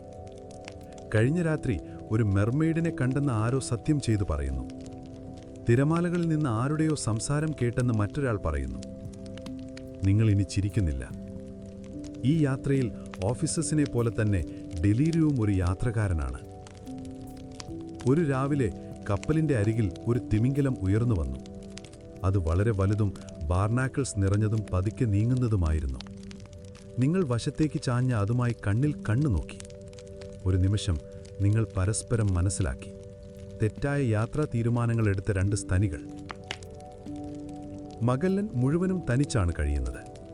അദ്ദേഹം നക്ഷത്രങ്ങളെയും നിഴലുകളെയും അപൂർവമായി കാണുന്ന പക്ഷികളെയും നോക്കി ഒബ്സസീവ്ലി അവരുടെ പുരോഗതി ട്രാക്ക് ചെയ്യുന്നു. അദ്ദേഹത്തിന് രഹസ്യ പോർച്ചുഗീസ് മാപ്പുകൾ ഉണ്ടായിരുന്നോ അതോ ലോകത്തിലെ ഏറ്റവും ശാഠ്യമുള്ള ഒരു ഹഞ്ചിൽ മാത്രം പ്രവർത്തിച്ചതാണോ എന്നതിനെക്കുറിച്ച് ഹിസ്റ്റോറിയൻസ് ഇപ്പോഴും വാദിക്കുന്നു. എന്തായാലും അദ്ദേഹം കപ്പലുകൾ തിരികെ കൊണ്ടുപോയിട്ടില്ല. അത് ഒന്നുകിൽ ധൈര്യമോ അല്ലെങ്കിൽ ഭ്രാന്തോ ആയിരിക്കണം. ചെറിയ കപ്പലുകളിൽ ഒന്നായ സാന്റിയാഗോ പിന്നിലാകാൻ തുടങ്ങി. അത് കൂടുതൽ സ്ലോ ആണ്, ഫ്രാജയിലാണ്, കൂടാതെ അതിലെ ക്രൂ വ്യക്തമായും സന്തോഷത്തിലല്ല. റൂമേഴ്സ് വന്നു തുടങ്ങി. മോശം ഭക്ഷണം, മോശം മുറയിൽ. ഒരു മിഡ്ഷിപ്പ്മാൻ കപ്പൽ വിട്ട് ചാടാൻ ശ്രമിച്ചു, പക്ഷേ ഒരു ബാരലിൽ ചെന്ന് വീണു. നിങ്ങൾ ചിരിക്കുന്നു. പിന്നെ മനസ്സിലാക്കുന്നു അത് നിങ്ങൾക്കും സംഭവിച്ചിരിക്കാമായിരുന്നു. ഡെക്കിലെ ജീവിതം സൺബേൺ ഏറ്റ ഒരു ലൂപ്പ് പോലെയാണ്. നിങ്ങളുടെ ചർമ്മം കറുക്കുന്നു, പൊട്ടുന്നു, പിന്നെ പൊളിയുന്നു. നിങ്ങളുടെ ഷർട്ട് വിയർപ്പിൽ മുതുകിൽ ഒട്ടിച്ചേർന്നിരിക്കുന്നു. രാത്രിയിൽ തണുപ്പ് വരുന്നു. തണുത്തു മറന്നുപോയ ചൂടുള്ള മീൻ പോലെ നിങ്ങൾ ബ്ലാങ്കറ്റിനടിയിൽ ചുരുണ്ടുകൂടുന്നു. കംഫോർട്ടബിളായ ടെമ്പറേച്ചർ എന്നൊന്നില്ല, സഹിക്കാവുന്ന പല ഡിഗ്രികൾ മാത്രം. സ്പിരിറ്റ്സ് ഉയർത്താൻ ഒരു കപ്പലിൻ്റെ ക്യാപ്റ്റൻ ഒരു കോൺടെസ്റ്റ് അനുവദിച്ചു. കണ്ണുകളടച്ച് ഏറ്റവും സങ്കീർണമായ നോട്ടിടാൻ ആർക്കാണ് കഴിയുന്നത്? നിങ്ങൾ ട്രൈ ചെയ്തു. നിങ്ങൾ ഫെയിലായി. എങ്ങനെയോ നിങ്ങളുടെ വിരലുകൾ തമ്മിൽ കെട്ടിപ്പോയി. കുക്ക് ബൈ ഡിഫോൾട്ട് ജയിച്ചു. അതിൽ ആരും ഹാപ്പിയല്ല. അപ്പോൾ അറ്റ്ലാന്റിക് സമുദ്രത്തിന് അവസാനമില്ല എന്ന് നിങ്ങൾ അക്സെപ്റ്റ് ചെയ്യാൻ തുടങ്ങുമ്പോൾ ക്രോസ് നെസ്റ്റിൽ നിന്ന് ഒരു നിലവിളി ഉയരുന്നു. കര. ആ വാക്ക് നിങ്ങളുടെ മനസ്സിലെ മഞ്ഞ് സൂര്യപ്രകാശം പോലെ മുറിച്ചു കടക്കുന്നു. എല്ലാവരും റെയിലിലേക്ക് ഓടുന്നു. പക്ഷെ അത് കരയല്ല, അതൊരു മേഘമാണ്. വീണ്ടും നിങ്ങൾ തിരിച്ച് നിങ്ങളുടെ സ്ഥാനത്തേക്ക് പോകുന്നു. കൈകൾ വേദനിക്കുന്നു, ചുണ്ടുകൾ പൊട്ടിപ്പിളർന്നിരിക്കുന്നു. നിങ്ങൾ മാതൃഭാഷയിൽ ആകാശത്തെ ശപിക്കുന്നു. അനന്തമായ ക്ഷമയോടെ ആകാശം മറുപടി നൽകുന്നില്ല. പിന്നെ അവസാനം നനഞ്ഞ വായുവിലും പ്രതീക്ഷയിലും ഒരു ജീവിതകാലം നീണ്ടുപോയ യാത്രയ്ക്ക് ശേഷം എന്നതുപോലെ അടിവാനത്ത് ഒരു ഇരുണ്ട പാട് പ്രത്യക്ഷപ്പെടുന്നു. ഇത്തവണ അത് മറയുന്നില്ല. അത് വളരുന്നു, ഉറയ്ക്കുന്നു, യാഥാർത്ഥ്യമായി മാറുന്നു. കര. കപ്പൽ ആഹ്ലാദത്തിൽ പൊട്ടിത്തെറിക്കുന്നു. ആളുകൾ നിലവിളിക്കുന്നു, ചിരിക്കുന്നു, കരയുന്നു പോലുമാകാം. ഒരാൾ ഒരു കയർ ചുരുളിനോട് പ്രപ്പോസ് ചെയ്യുന്നു. അത് തൻ്റെ പ്രിയപ്പെട്ടതാണെന്ന് പറയുന്നു. ആരും ഒരാളെ ജഡ്ജ് ചെയ്യുന്നില്ല. പക്ഷെ കര എന്നാൽ രക്ഷപ്പെടലല്ല, അത് റീസപ്ലൈ ചെയ്യലാണ്, തീരുമാനങ്ങൾ എടുക്കലാണ്. എന്നേക്കും നീണ്ടുപോകാൻ ശ്രമിക്കുന്ന യാത്രയുടെ അടുത്ത ഘട്ടമാണ്. എന്നിട്ടും ദിവസങ്ങൾക്ക് ശേഷം നിങ്ങളുടെ കാലുകൾ ഉറച്ചു നിലത്ത് തൊടുമ്പോൾ കുറച്ചു സമയത്തേക്ക് മാത്രം നിങ്ങൾക്ക് കീഴിൽ ഭൂമി മുരളുന്നത് അനുഭവിക്കും. നിങ്ങൾ വിചാരിക്കാതെ ഇപ്പോഴും ജീവിച്ചിരിക്കുന്നു എന്ന് ഓർമ്മിപ്പിച്ചുകൊണ്ട് നിങ്ങളൊരു വിചിത്രമായ നിശബ്ദതയിലേക്ക് ഉണരുന്നു. ശാന്തമായ തരത്തിലുള്ളതല്ല, മറിച്ച് സമ്മർദ്ദം നിറഞ്ഞത്, നിങ്ങളുടെ ശ്വാസം പിടിച്ചുവെക്കാനും ഡെക്കിൽ നിന്ന് ആരാണ് കാണാതായതെന്ന് ആലോചിക്കാനും പ്രേരിപ്പിക്കുന്ന തരത്തിലുള്ളത്. പിന്നെ മന്ത്രിച്ച് സംസാരിക്കൽ തുടങ്ങുന്നു. നിങ്ങൾ മുകളിലേക്ക് കയറുമ്പോൾ തന്നെ അന്തരീക്ഷം മനസ്സിലാകും. കണ്ണുകൾ വശങ്ങളിലേക്ക് നോക്കുന്നു. ആളുകൾ കൈകൾ കുപ്പായത്തിനുള്ളിൽ ഒളിപ്പിച്ച് തല താഴ്ത്തി സംസാരിക്കുന്നു. ചിരിയില്ല, തമാശകളില്ല, പഴയ ബിസ്ക്കറ്റ്സിനെക്കുറിച്ചുള്ള സാധാരണയുള്ള രാവിലത്തെ മുറുമുറുപ്പുകൾ പോലുമില്ല. എന്തോ മാറിയിരിക്കുന്നു. നിങ്ങൾ പോർട്ടോ സാൻ ജൂലിയൻ എന്ന സ്ഥലത്തെത്തിയിരിക്കുന്നു. ഭാവിയിൽ അർജന്റീനായി മാറാൻ പോകുന്ന പ്രദേശത്തിൻ്റെ തീരത്താണ്. പക്ഷെ ഇപ്പോൾ അവിടെ കാറ്റും മൂർച്ചയുള്ള പാറകളും വിശ്രമിക്കാനുള്ള സ്ഥലത്തേക്കാൾ ലോകത്തിൻ്റെ അറ്റം പോലെ തോന്നിപ്പിക്കുന്ന തീരവുമാണുള്ളത്. നനഞ്ഞ കമ്പിളി പോലെ ആകാശം താഴെ കമർത്തുന്നു. എല്ലാം ഗ്രേ നിറത്തിലാണ്. ഓഫീസർമാരുടെ മുഖത്തെ ഭാവങ്ങളൊഴികെ അവ ചുവന്നു വരികയാണ്. മഗല്ലൻ അത്ഭുതകരമല്ലാത്ത വിധം നിശബ്ദനായി തുടരുന്നു, ശാന്തനായി. കപ്പലുകൾ നങ്കൂരമിടാനും ക്രൂ മെമ്പേഴ്സ് വിശ്രമത്തിനും റിപ്പയറിനുമായി കരയിലിറങ്ങാനും അദ്ദേഹം ഉത്തരവിടുന്നു.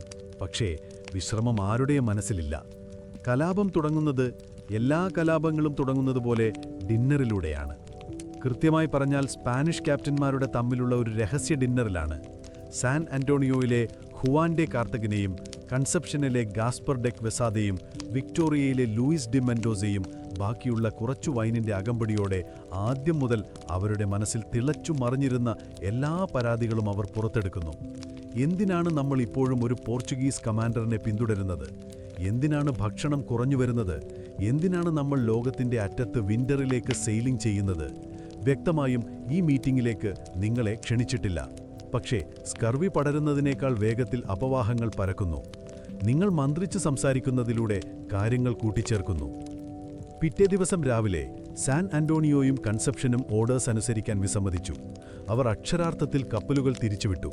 വിക്ടോറിയ അവരെ പിന്തുടർന്നു. അത് വളരെ വ്യക്തമായിരുന്നു. നിങ്ങളും സഹനാവികരും കരയിൽ നിന്ന് കണ്ടു. കപ്പിത്താന്മാർ തുറന്നടിച്ചു മഗല്ലനെ ധിക്കരിക്കുന്നത്. കപ്പലുകൾ എത്താൻ കഴിയാത്ത ദൂരത്തിൽ പായികൾ അപമാനിക്കപ്പെട്ട് ചരിച്ചു നിർത്തി. വലിയ ബഹളമുണ്ടായി. ധാരാളം വിളികളും ബഹളവും. പിന്നെ മഞ്ഞുപോലെ കട്ടിയുള്ള നിശബ്ദത. മഗല്ലൻ പാനിക്കായില്ല. പകരം അദ്ദേഹം ചെസ് കളിച്ചു.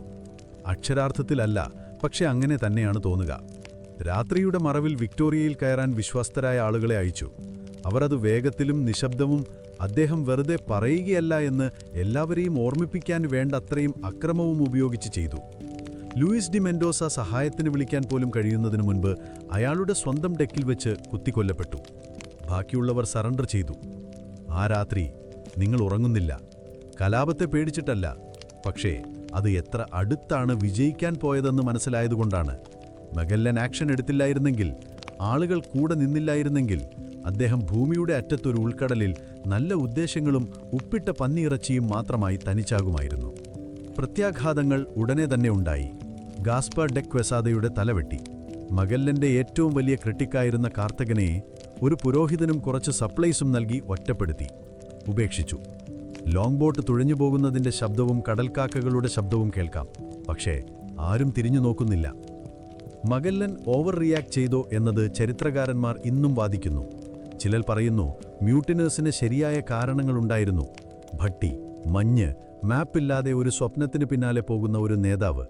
മറ്റു ചിലർ വാദിക്കുന്നത് മഗല്ലന്റെ കർക്കശ നിലപാട് എക്സ്പെഡിഷൻ അവിടെ വെച്ച് തന്നെ തകർന്നു പോകുന്നത് തടഞ്ഞു എന്നാണ്. നിങ്ങൾ വ്യക്തിപരമായി തലവെട്ടിക്കപ്പെടാതിരുന്നതിൽ സന്തോഷവാനാണ്. റിപ്പയറുകൾ മുന്നോട്ടു പോകുന്നു. നിങ്ങൾ പായികൾ പാച്ച് ചെയ്യുന്നു, വിള്ളലുകൾ അടയ്ക്കുന്നു, കരയിൽ നിന്ന് വിചിത്രമായ ഷെല്ലുകൾ ശേഖരിക്കുന്നു. നാട്ടുകാരെ എവിടെയും കാണുന്നില്ല. ചില നാവികർ പറയുന്നു കുന്നുകളിൽ നിന്ന് നിരീക്ഷിക്കുന്ന നിഴലുകൾ കണ്ടെന്ന്.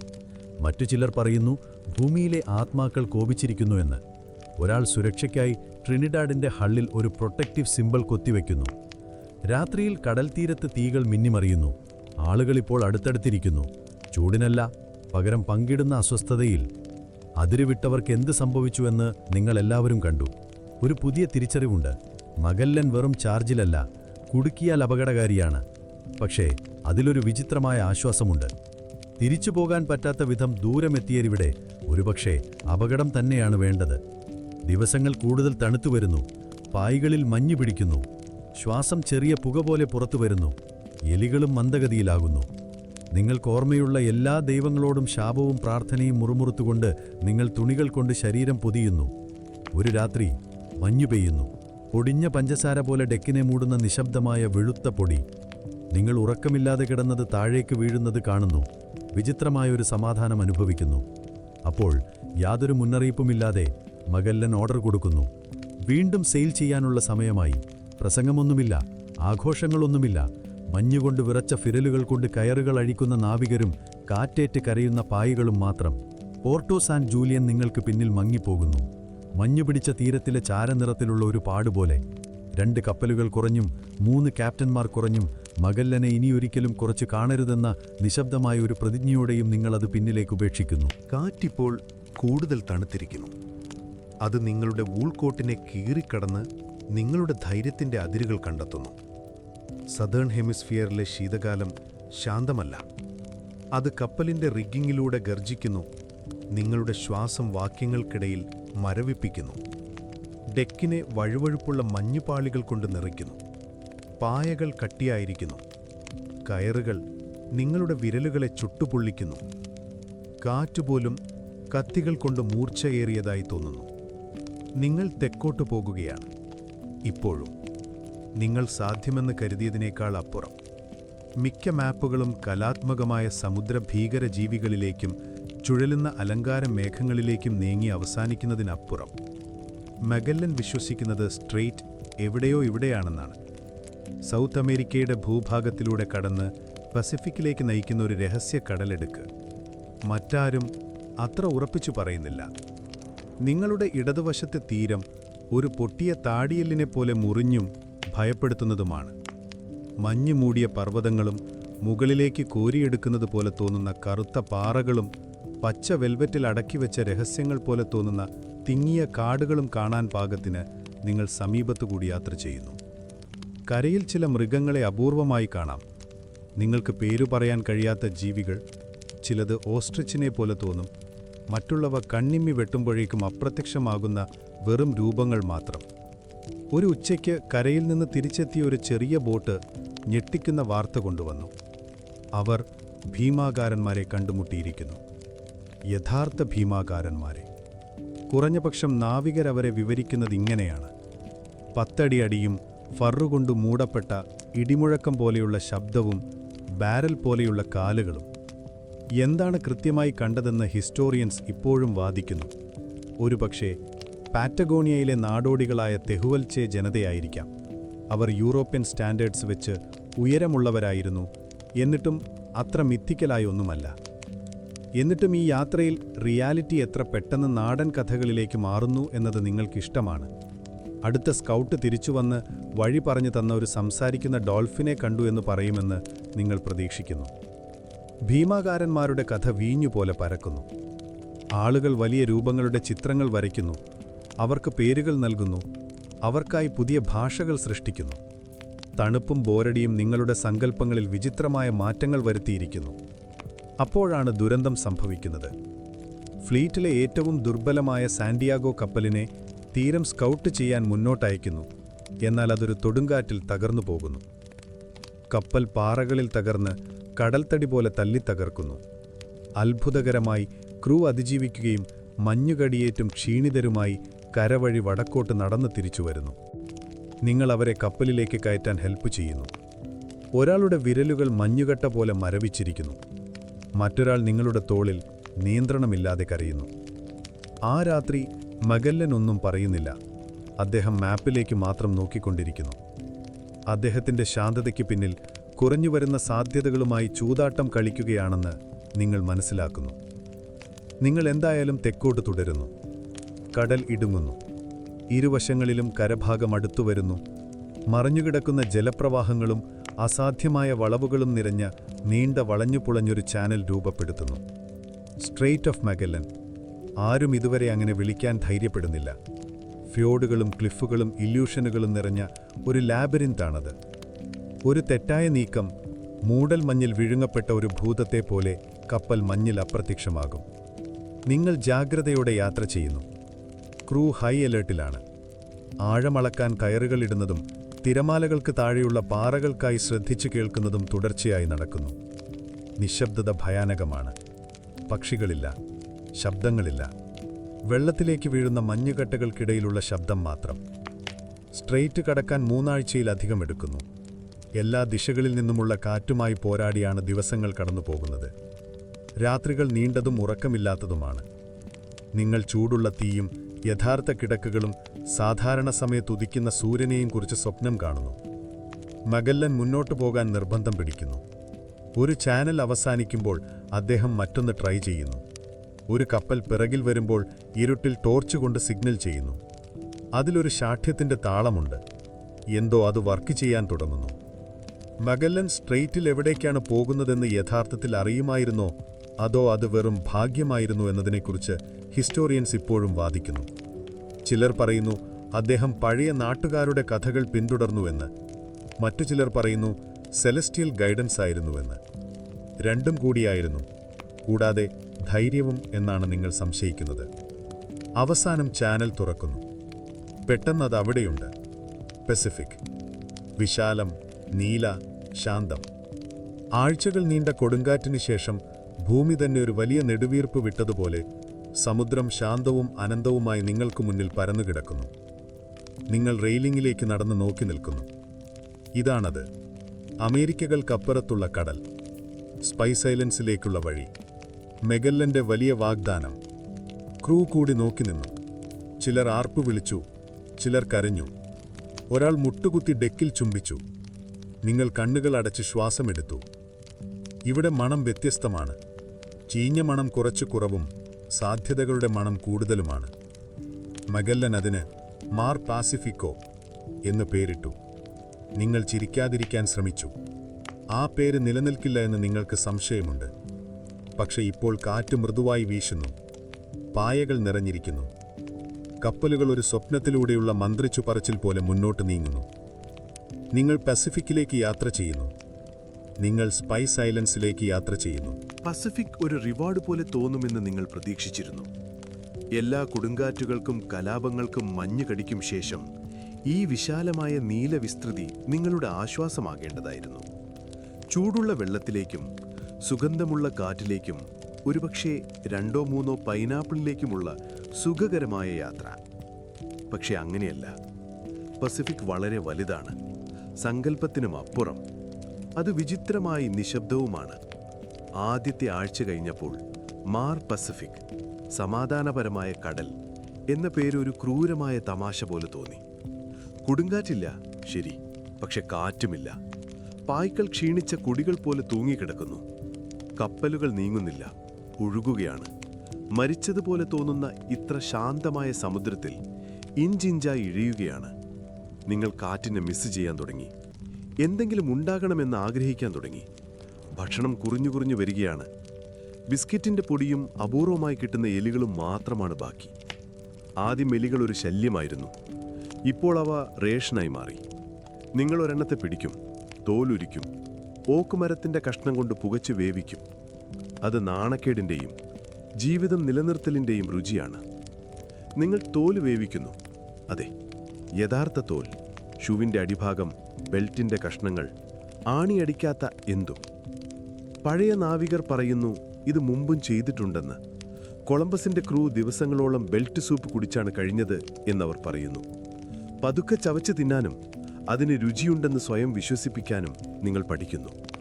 കരയില്ല, പക്ഷികളില്ല, ഒരു തരത്തിലുള്ള അടയാളങ്ങളുമില്ല. എല്ലാ ദിശകളിലും, എല്ലാ ദിവസവും, എല്ലാ മണിക്കൂറും കടൽ മാത്രം. ആകാശത്തിന് പോലും മടുത്തു. മുകളിൽ എപ്പോഴും ഒരേ വിരസമായ നീലനിറം, കടൽ എല്ലാത്തിൽ നിന്നും നിറം മോഷ്ടിച്ചതുപോലെ. വെള്ളം വിലപ്പെട്ടതായി മാറുന്നു. നിങ്ങളത് തുള്ളികളായി റേഷൻ ചെയ്യുന്നു. ലിക്വിഡ് ഗോൾഡ് പോലെ നിങ്ങൾ കുടിക്കുകയും വായൽ കൊണ്ടുപോകുകയും വിഴുങ്ങുകയും ചെയ്യുന്നു. ഒരാൾ അയാളുടെ ഹാമക്കിന്റെ താഴെ ഒരു ക്യാൻറ്റീൻ ഒളിപ്പിച്ചു വെച്ചത് പിടിക്കപ്പെടുന്നു. മഗല്ലൻ നേരിട്ട് അയാളെ മെയിൻ മാസ്റ്റിൽ ചങ്ങലയിടാൻ ഉത്തരവിടുന്നു. അവിടെ അയാൾ 3 ദിവസം ഭക്ഷണവും വെള്ളവുമില്ലാതെ കഴിയുന്നു. ആരും അയാളോട് സംസാരിക്കുന്നില്ല. നിങ്ങളെല്ലാവരും അതിൻ്റെ ഗൗരവം മനസ്സിലാക്കുന്നു.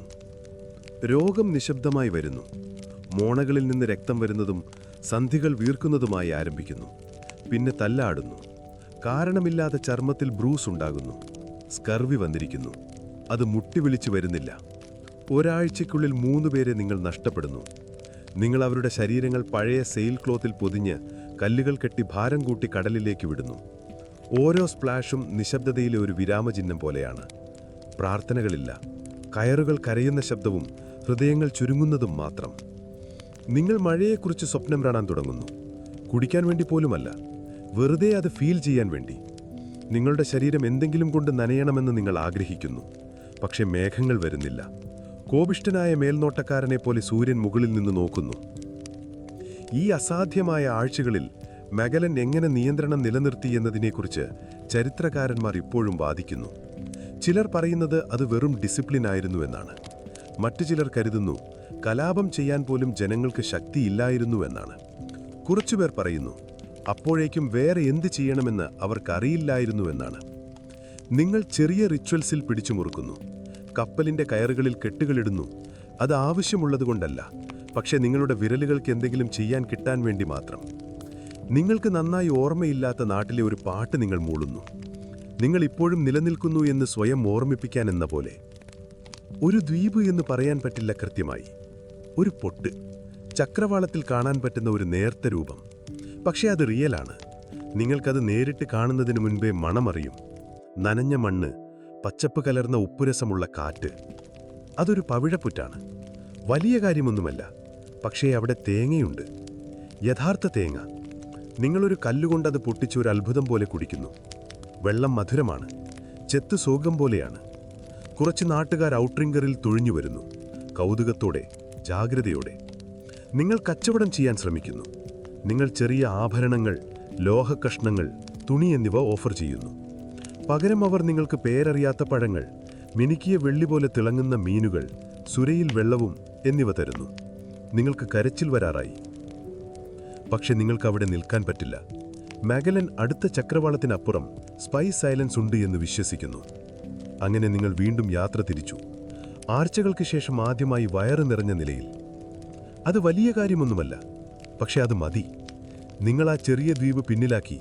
കുട്ടികളുടെ ചിരി വെള്ളത്തിൽ മുഴങ്ങുമ്പോൾ പാറിപ്പറക്കുന്ന പായ്ക്കളിൽ യഥാർത്ഥ കാറ്റിന്റെ ഹിൻഡ് വീണ്ടും നിറയുന്നു. പ്രതീക്ഷ തിരിച്ചുവരുന്നു. ഒരു തിളക്കം മാത്രം. പക്ഷെ ചിലപ്പോൾ ഒരു തിളക്കം മതി എല്ലാം മാറ്റാൻ. കാറ്റ് തിരിച്ചെത്തുന്നു. കൊടുങ്കാറ്റായ അല്ല, ക്രോധത്തോടെയോ അല്ല, മറിച്ച് നിങ്ങളുടെ പേര് ഓർമ്മിക്കുന്ന ഒരു പഴയ സുഹൃത്തിനെ പോലെ സ്ഥിരതയോടെയും ഉറപ്പോടെയുമാണ്. പായ്കൾ വീണ്ടും വിടർന്നു. ആശ്വാസത്തോടെ പൊട്ടിയും വലിഞ്ഞും കപ്പലുകൾ പസഫിക് സമുദ്രത്തിലൂടെ മുന്നോട്ട് കുതിക്കുന്നു. തങ്ങൾ എവിടേക്കാണ് പോകുന്നതെന്ന് പെട്ടെന്ന് ഓർമ്മ വന്ന ക്ഷീണിച്ച തീർത്ഥാടകരെ പോലെ. ഇപ്പോൾ നിങ്ങൾ ചൂടുള്ള വായുവിലൂടെയാണ് സഞ്ചരിക്കുന്നത്. പാറ്റഗോണിയയിലെ തണുപ്പ് ഉപ്പിൻ്റെയും പഴങ്ങളുടെയും സൂര്യതാപമേറ്റ മരത്തിൻ്റെ മണത്തിന് പിന്നിൽ മങ്ങിപ്പോകുന്ന ഒരു ഓർമ്മ മാത്രം. നിങ്ങൾ വൂൾ ഷർട്ട് ഊരി മാറ്റുന്നു. ആഴ്ചകളായി മഞ്ഞുകടിയുടെ പാടുകളില്ലാതെ ആദ്യമായി കാറ്റ് നിങ്ങളുടെ ത്വക്കിൽ തട്ടുന്നു. കയറുകൾ പോലും കൂടുതൽ മൃദുവായി തോന്നുന്നു. ഡെക്ക് കൂടുതൽ സൗഹൃദപരം. ലോകം നിങ്ങൾക്കൊരു ബ്രേക്ക് തരാൻ സമ്മതിച്ചതുപോലെ. എന്നിട്ട് കര. ഇത്തവണ ഒരു പുള്ളി മാത്രമല്ല, ഒരു മരീചികയല്ല, യഥാർത്ഥവും ജനവാസമുള്ളതുമായ കര. സ്വപ്നം പോലെയാണ് ദ്വീപസമൂഹം കാണപ്പെടുന്നത്. ഉയർന്നു നിൽക്കുന്ന പാം മരങ്ങൾ, പച്ചപ്പർവ്വതങ്ങൾ, ഓലമേഞ്ഞ കുടിലുകളും ആടിയുലയുന്ന തോണികളും നിറഞ്ഞ കരകൾ. 1521 മാർച്ചാണ് നിങ്ങൾ ഫിലിപ്പൈൻസിലെത്തിയിരിക്കുന്നു. തീർച്ചയായും നിങ്ങളതിനെ അങ്ങനെ വിളിക്കുന്നില്ല. നിങ്ങളുടെ വിധിയിൽ സ്ഥിരമായി പതിയാൻ പോകുന്ന മനുഷ്യനെ നിങ്ങൾ ഇതുവരെ കണ്ടുമുട്ടിയിട്ടില്ലാത്തതിനാൽ നിങ്ങൾ ഇപ്പോഴും Indies, spice Roots, rich kingdoms എന്നിങ്ങനെയാണ് സംസാരിക്കുന്നത്. പക്ഷേ ആദ്യം സ്വാഗതം. ഹൊമോൺഹോൺ ദ്വീപിന് സമീപം നിങ്ങൾ നങ്കൂരമിടുന്നു. നാട്ടുകാർ വള്ളം തുഴഞ്ഞെത്തുന്നു, ജാഗ്രതയോടെയും കൗതുകത്തോടെയും. നിങ്ങൾ ഡെക്കിൽ നിന്ന് കൈവീശി മണികൾ, ബെൽസ്, ചുവന്ന തുണി എന്നിവ വാഗ്ദാനം ചെയ്യുന്നു. അവർ ഭക്ഷണവുമായി പ്രതികരിക്കുന്നു. പുതിയ മീൻ, പഴം, തേങ്ങ, പന്നികൾ വരെ. അവരിൽ ഒരാൾ ഒരു പൈനാപ്പിൾ തരുമ്പോൾ ചിരിക്കുന്നു. നിങ്ങൾക്ക് വീണ്ടും കരച്ചിൽ വരുന്നു. ഈ ഘട്ടത്തിൽ ഒരു ക്യാരറ്റ് കണ്ടാൽ പോലും നിങ്ങൾ കരയുമായിരുന്നു. ഇവിടെ സമാധാനമുണ്ട്. മാസങ്ങൾക്ക് ശേഷം ആദ്യമായി നിങ്ങൾ മരണക്കെണികൾ പോലെ തോന്നാത്ത പച്ചക്കുന്നുകൾ കാണുന്നു. പക്ഷികളുടെ ശബ്ദം കേൾക്കുന്നു. ഉപ്പിട്ട മാംസത്തിന് പകരം വറുത്ത മാംസത്തിൻ്റെ മണം നിങ്ങൾ അനുഭവിക്കുന്നു. സുഖസൗകര്യങ്ങൾക്ക് സ്ഥലമുണ്ടെന്ന് മറന്നുപോയ ഒരു ലോകത്തേക്ക് തിരിച്ചെത്തുന്നത് പോലെയാണ്. അല്പസമയത്തിന് ശേഷം ആംഗ്യങ്ങളിലൂടെയും ട്രാൻസ്ലേറ്ററുകളിലൂടെയും സംസാരിക്കുന്ന ഒരു പ്രാദേശിക നേതാവിനെ, രാജ കൊളംബുവിനെ നിങ്ങൾ കാണുന്നു.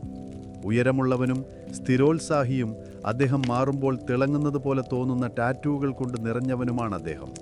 അദ്ദേഹം മെഗല്ലനെയും അദ്ദേഹത്തിൻ്റെ ഓഫീസറുകളെയും ഒരു ഫീസ്റ്റിന് ക്ഷണിക്കുന്നു. ആർക്കും പൂർണ്ണമായി മനസ്സിലാകാത്ത ഒരു ഭാവിയിലേക്ക് ഓഫീസറുകൾ നടന്നു നീങ്ങുന്നത് കപ്പലിൽ നിന്ന് ക്രൂ വിസ്മയത്തോടെ നോക്കി നിൽക്കുന്നു. ഫീസ്റ്റ് തലകറക്കുന്നതാണ്. വറുത്ത പന്നിയിറച്ചി, മാങ്ങകൾ, വാഴയിലയിൽ പൊതിഞ്ഞ ചോറ്. നിങ്ങൾ വളരെ പതുക്കെ ചവയ്ക്കുന്നു. അതൊരു മതപരമായ കർമ്മം പോലെ തോന്നുന്നു. സംഗീതമുണ്ട്. മുളയിൽ നിന്നുള്ള പെർക്കുഷൻ, ഒത്തിണങ്ങിയ ശബ്ദങ്ങൾ. പനരസത്തിൽ നിന്നുണ്ടാക്കിയ ഒരു ഡ്രിങ്ക് ആരോ നിങ്ങൾക്ക് തരുന്നു. അത് അല്പം കരിച്ചിലുണ്ടാക്കുകയും നേരെ മുട്ടുകളിലേക്ക് പോകുകയും ചെയ്യുന്നു. മെഗല്ലൻ ഫാസിനേറ്റ് ആയിരിക്കുകയാണ്. അദ്ദേഹം വെറുതെ കഴിക്കുക മാത്രമല്ല, പഠിക്കുകയാണ്. മതം, ഭാഷ, നാട്ടുനടപ്പുകളെക്കുറിച്ച് ചോദിക്കുന്നു. അദ്ദേഹം കൗതുകക്കാരനും കണക്കുകൂട്ടുന്നവനുമായി തോന്നുന്നു. പസിൽ കഷ്ണങ്ങൾ ശേഖരിക്കുന്നത് പോലെ.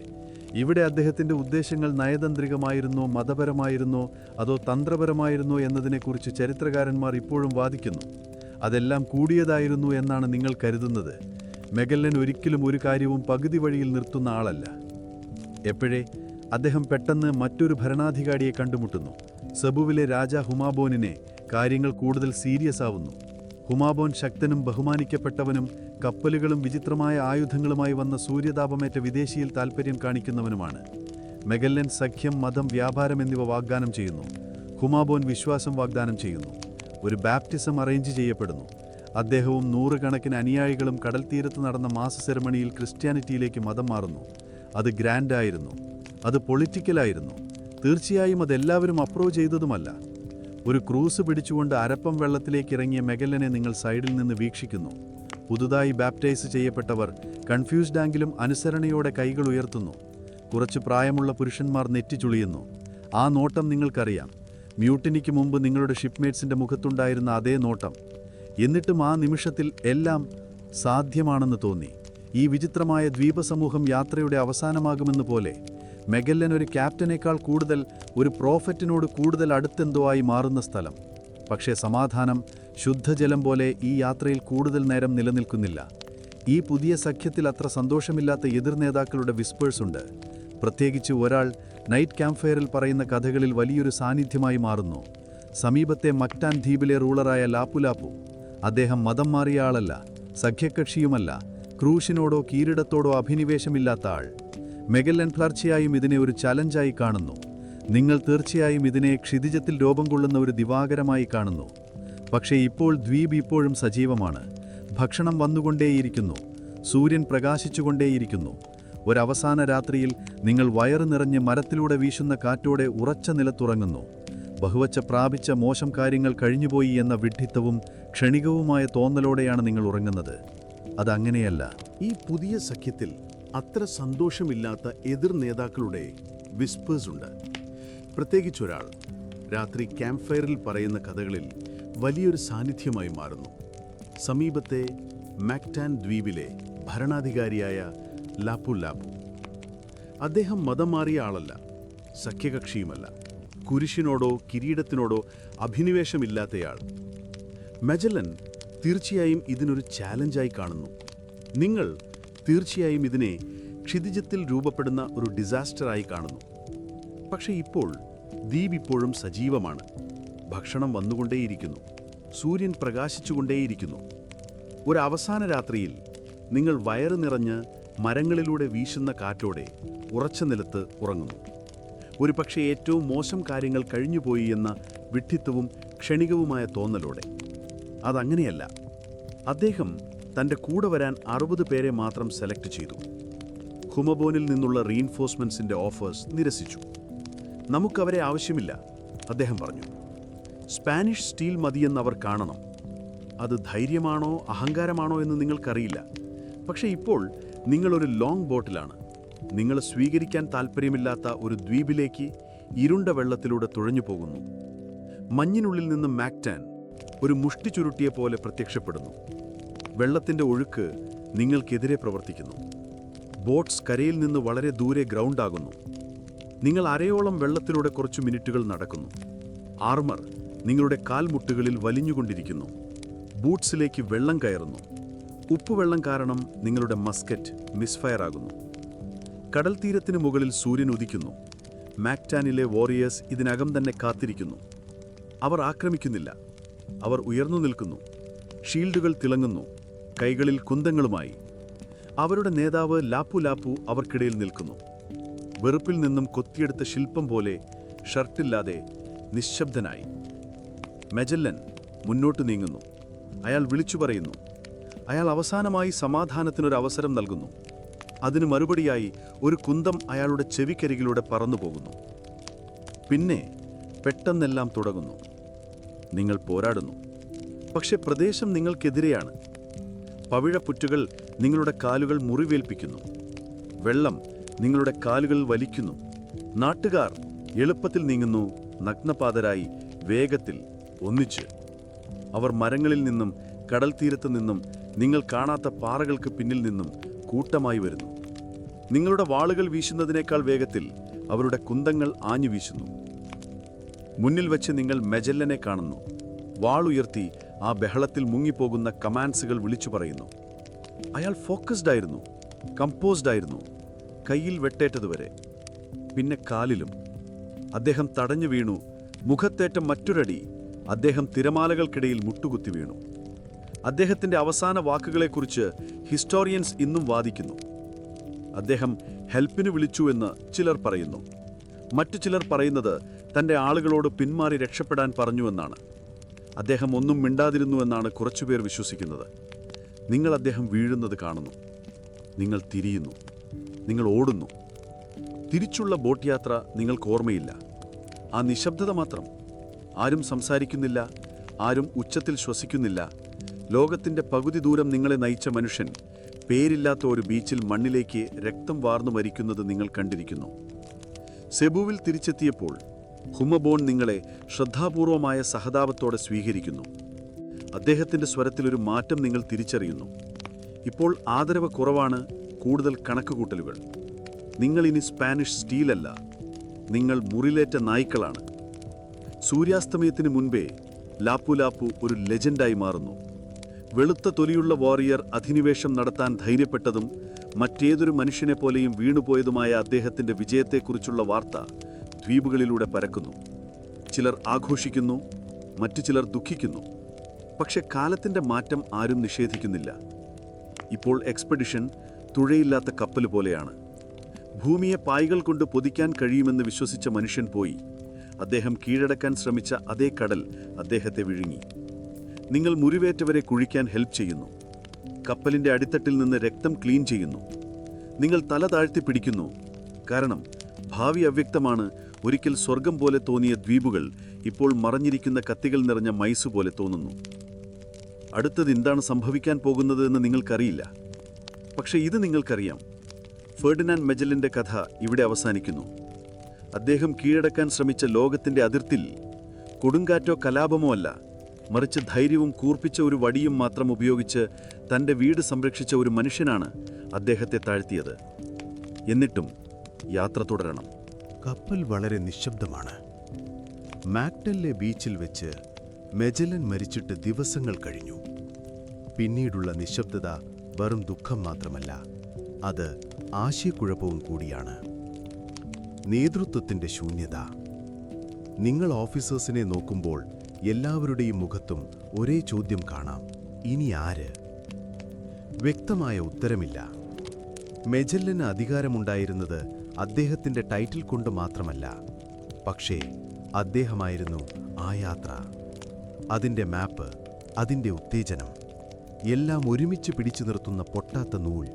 ഇപ്പോൾ ആ നൂൽ പൊട്ടിപ്പോയി. നിങ്ങളെല്ലാവരും അജ്ഞാതത്തിന് മുകളിൽ തൂങ്ങിക്കിടക്കുകയാണ്. ഒരു കൗൺസിൽ രൂപീകരിച്ചു. ചടങ്ങുകളില്ല, ആർപ്പുവിളികളില്ല, പ്രഖ്യാപനങ്ങളില്ല. ക്യാപ്റ്റൻസ് ക്യാബിനിൽ മെഴുകുതിരി വെളിച്ചത്തിൽ നടക്കുന്ന മന്ദസ്വര തർക്കങ്ങൾ മാത്രം. അവസാനമായി 2 പുതിയ കമാൻഡേഴ്സിനെ നിയമിച്ചു: ഡുവാട്ടെ ബാർബോസയെയും ജോആവോ സെറാവോയെയും. 2 പേരും പോർച്ചുഗീസാണ്. 2 പേരും ബഹുമാനിക്കപ്പെടുന്നവർ. പക്ഷെ അവർ മജല്ലനല്ല. അവരുടെ ഓർഡേഴ്സ് പടിഞ്ഞാറോട്ട് തുടരുക, വീട്ടിലേക്കുള്ള യാത്ര തുടരുക. പക്ഷേ ഇപ്പോൾ വീടെവിടെയാണ്? നിങ്ങൾ വീണ്ടും സെബുവിൽ ആങ്കർ ചെയ്യുന്നു. ഒരു പക്ഷേ വിഡ്ഢിത്തമായിരിക്കാം സപ്ലൈസ് എടുക്കാൻ. ഒരിക്കൽ നിങ്ങളുടെ ആലി ആയിരുന്ന രാജ ഹുമാബോൻ ഇപ്പോൾ ഒരു അവസരത്തിനായി കാത്തിരിക്കുന്ന ഒരാളെപ്പോലെ നടക്കുന്നു. അദ്ദേഹം നിങ്ങളുടെ ബഹുമാനാർത്ഥം ഒരു വിരുന്ന് നൽകുന്നു. പുതിയ മാംസം, ട്രോപ്പിക്കൽ പഴങ്ങൾ, പനമ്പിൻ കള്ള്, കഴിഞ്ഞ മാസങ്ങളിൽ കണ്ടതിലും കൂടുതൽ. ഇതൊരു ട്രാപ്പ് പോലെ തോന്നുന്നു. എന്നിട്ടും നിങ്ങൾ കഴിക്കുന്നു. ആ രാത്രി നിങ്ങളുടെ പല ഓഫീസേഴ്സും ഗ്രാമത്തിൽ മറ്റൊരു വിരുന്നിൽ പങ്കെടുത്തു. മിക്കവരും തിരികെ വന്നില്ല. പിന്നീട് എന്താണ് സംഭവിച്ചതെന്ന് നിങ്ങൾ മനസ്സിലാക്കുന്നു. വിഷം കലർത്തിയ ഭക്ഷണം, ആംബുഷസ്, ഇരുട്ടിലെ കുന്തങ്ങൾ. ബാർബോസ മരിച്ചു. ഒരിക്കൽ തന്നോട് ചിരിച്ച പഴം പങ്കിട്ട വാറിയേഴ്സാണ് സെറാവോയിനെ വലിച്ചഴച്ചു കൊണ്ടുപോയത്. അവൻ നിലവിളിക്കുന്നതിനിടയിൽ മരിച്ചു. ഹുമാബോൻ റാൻസം ആവശ്യപ്പെട്ടില്ല. അയാൾ നിശബ്ദത അയച്ചു. ഈ ചതി മുൻകൂട്ടി ആസൂത്രിതമായിരുന്നോ അതോ സ്പാനിഷ് അഹങ്കാരത്തിനുള്ള പ്രതികരണമാണോ എന്നതിനെക്കുറിച്ച് ഹിസ്റ്റോറിയൻസ് ഇപ്പോഴും ആർഗ്യൂ ചെയ്യുന്നു. സ്പാനിഷ് സൈന്യം ശക്തി വീണ്ടെടുക്കുന്നതിന് മുമ്പ് ഹുമാബോൻ ആദ്യം ആക്രമിച്ചുവെന്ന് ചിലർ പറയുന്നു. വിദേശ ഇടപെടലിൽ നിന്ന് രക്ഷപ്പെടാനുള്ള അവസരം കണ്ടെത്തിയെന്ന് മറ്റു ചിലർ പറയുന്നു. എന്തായാലും നിങ്ങളിനി അവിടെ വെൽക്കമല്ല. നിങ്ങൾ വേട്ടയാടപ്പെടാൻ കാത്തിരുന്നില്ല. ബാക്കിയുള്ള ക്രൂ 2 കപ്പലുകൾ ഓടിക്കാൻ മാത്രം ആളുകളുള്ള ഹാർബറിലേക്ക് ധൃതിയിൽ തിരിച്ചെത്തി കത്തികൾ കൊണ്ട് ആങ്കർ ലൈനുകൾ മുറിച്ച് രാത്രിയുടെ മറവിൽ സിബുവിൽ നിന്ന് രക്ഷപ്പെട്ടു. യാത്രാമൊഴികളില്ല, മായാജാലങ്ങളില്ല. നിങ്ങൾ ഇനി എക്സ്പ്ലോറേഴ്സ് അല്ല, നിങ്ങൾ സർവൈവേഴ്സാണ്. 5 കപ്പലുകളുണ്ടായിരുന്ന ഫ്ലീറ്റ് ഇപ്പോൾ 2 കപ്പലുകളായി ചുരുങ്ങി. വിക്ടോറിയയും ട്രിനിഡാഡിയും. കൺസെപ്ഷൻ മുന്നോട്ടു പോകാൻ പറ്റാത്ത വിധം ഡാമേജായിപ്പോയി. അതിൽ നിന്ന് മരവും സാധനങ്ങളും എടുത്ത ശേഷം ശത്രുക്കളുടെ കയ്യിൽ പെടാതിരിക്കാൻ അത് കത്തിച്ചു. രാത്രി ആകാശത്തിലേക്ക് തീനാളങ്ങൾ വൈക്കിംഗ് ഫ്യൂണറൽ പോലെ ഉയർന്നു. നിങ്ങൾ ആർപ്പ് വിളിച്ചില്ല, നിങ്ങൾ നോക്കി നിന്നില്ല. എതിർക്കാറ്റിൽ പാടിക്കളിക്കുന്ന നേർത്ത പായപ്പോലെയാണ് ആത്മവിശ്വാസം. ബാക്കിയുള്ള ആളുകൾ മെലിഞ്ഞും സൂര്യതാപമേറ്റ് പാടുവീണും ഭയചകിതരുമാണ്. ചിലർ ദിവസങ്ങളായി ഒരു പൂർണ്ണ വാചകം പോലും സംസാരിച്ചിട്ടില്ല. മറ്റു ചിലർ അമിതമായി സംസാരിക്കുന്നു. അവരുടെ ഉപ്പുരുചിയുള്ള താടിയിലേക്ക് പകുതി മാപ്പുകളും കടൽ ഡയറക്ഷൻസും മുറുമുറുക്കുന്നു. നേതൃത്വം വോൺ സെബാസ്റ്റ്യൻ എൽക്കാനോ എന്ന സ്പാനിഷ് കുലീനന്റെ കൈകളിലേക്ക് മാറി. എക്സ്പെഡിഷനെ ഒരുമിച്ച് നിർത്താൻ വേണ്ട പരിചയവും അധികാരവുമുള്ളയാൾ. വലിയ സ്പീച്ചുകളൊന്നുമില്ല, ഒരു പ്ലാൻ മാത്രം. സുഗന്ധദ്രവ്യങ്ങളിലേക്ക് പോകുക, എന്നിട്ട് ഇന്ത്യൻ ഓഷൻ വഴി തിരിച്ച് നാട്ടിലേക്ക് പോകുക. ആ രാത്രി നിങ്ങൾ ഡെക്കിൽ കിടന്ന് മെജല്ലൻ ഒരിക്കൽ ചൂണ്ടിക്കാണിച്ച നക്ഷത്രങ്ങളെ നോക്കുന്നു. അദ്ദേഹത്തിൻ്റെ ശബ്ദം നിങ്ങൾ ഓർക്കുന്നു. സ്ഥിരതയുള്ള, അഭിമാനിക്കുന്ന, ആവേശമുള്ള, ഇപ്പോൾ എന്തു പറഞ്ഞിരുന്നു എന്നാലോചിക്കുന്നു. ഇതൊരു വിശ്വാസവഞ്ചനയായി കാണുമായിരുന്നോ? ഒരു തിരിച്ചടിയായോ? അതല്ലെങ്കിൽ അദ്ദേഹം തീയോടും ആവേശത്തോടും കൂടി വരച്ച റൂട്ടിലെ മറ്റൊരു വളവു മാത്രമോ? പസഫിക് സമുദ്രം നിങ്ങൾക്ക് പിന്നിലാണ്, പക്ഷെ നിങ്ങൾ പിന്നോട്ട് നോക്കുന്നില്ല. മുന്നോട്ട്, ഇപ്പോൾ, എപ്പോഴും മുന്നോട്ട്. സുഗന്ധദ്രവ്യങ്ങളിലേക്ക്, മഹത്വം പോലെന്തിലേക്കോ, അതല്ലെങ്കിൽ ഒരു പക്ഷേ ഓടുന്നത് നിർത്താവുന്ന ഒരു പോട്ടിലേക്ക്. കടലിനൊരു കാര്യവും ഒരു കൺസേണുമില്ല. സൂര്യൻ പിന്നിൽ നിൽക്കെ നിങ്ങൾ പടിഞ്ഞാറോട്ട് സെയിൽ ചെയ്യുന്നു. ഗ്രാമ്പൂവിൻ്റെ ഗന്ധം പിന്തുടരുന്നു.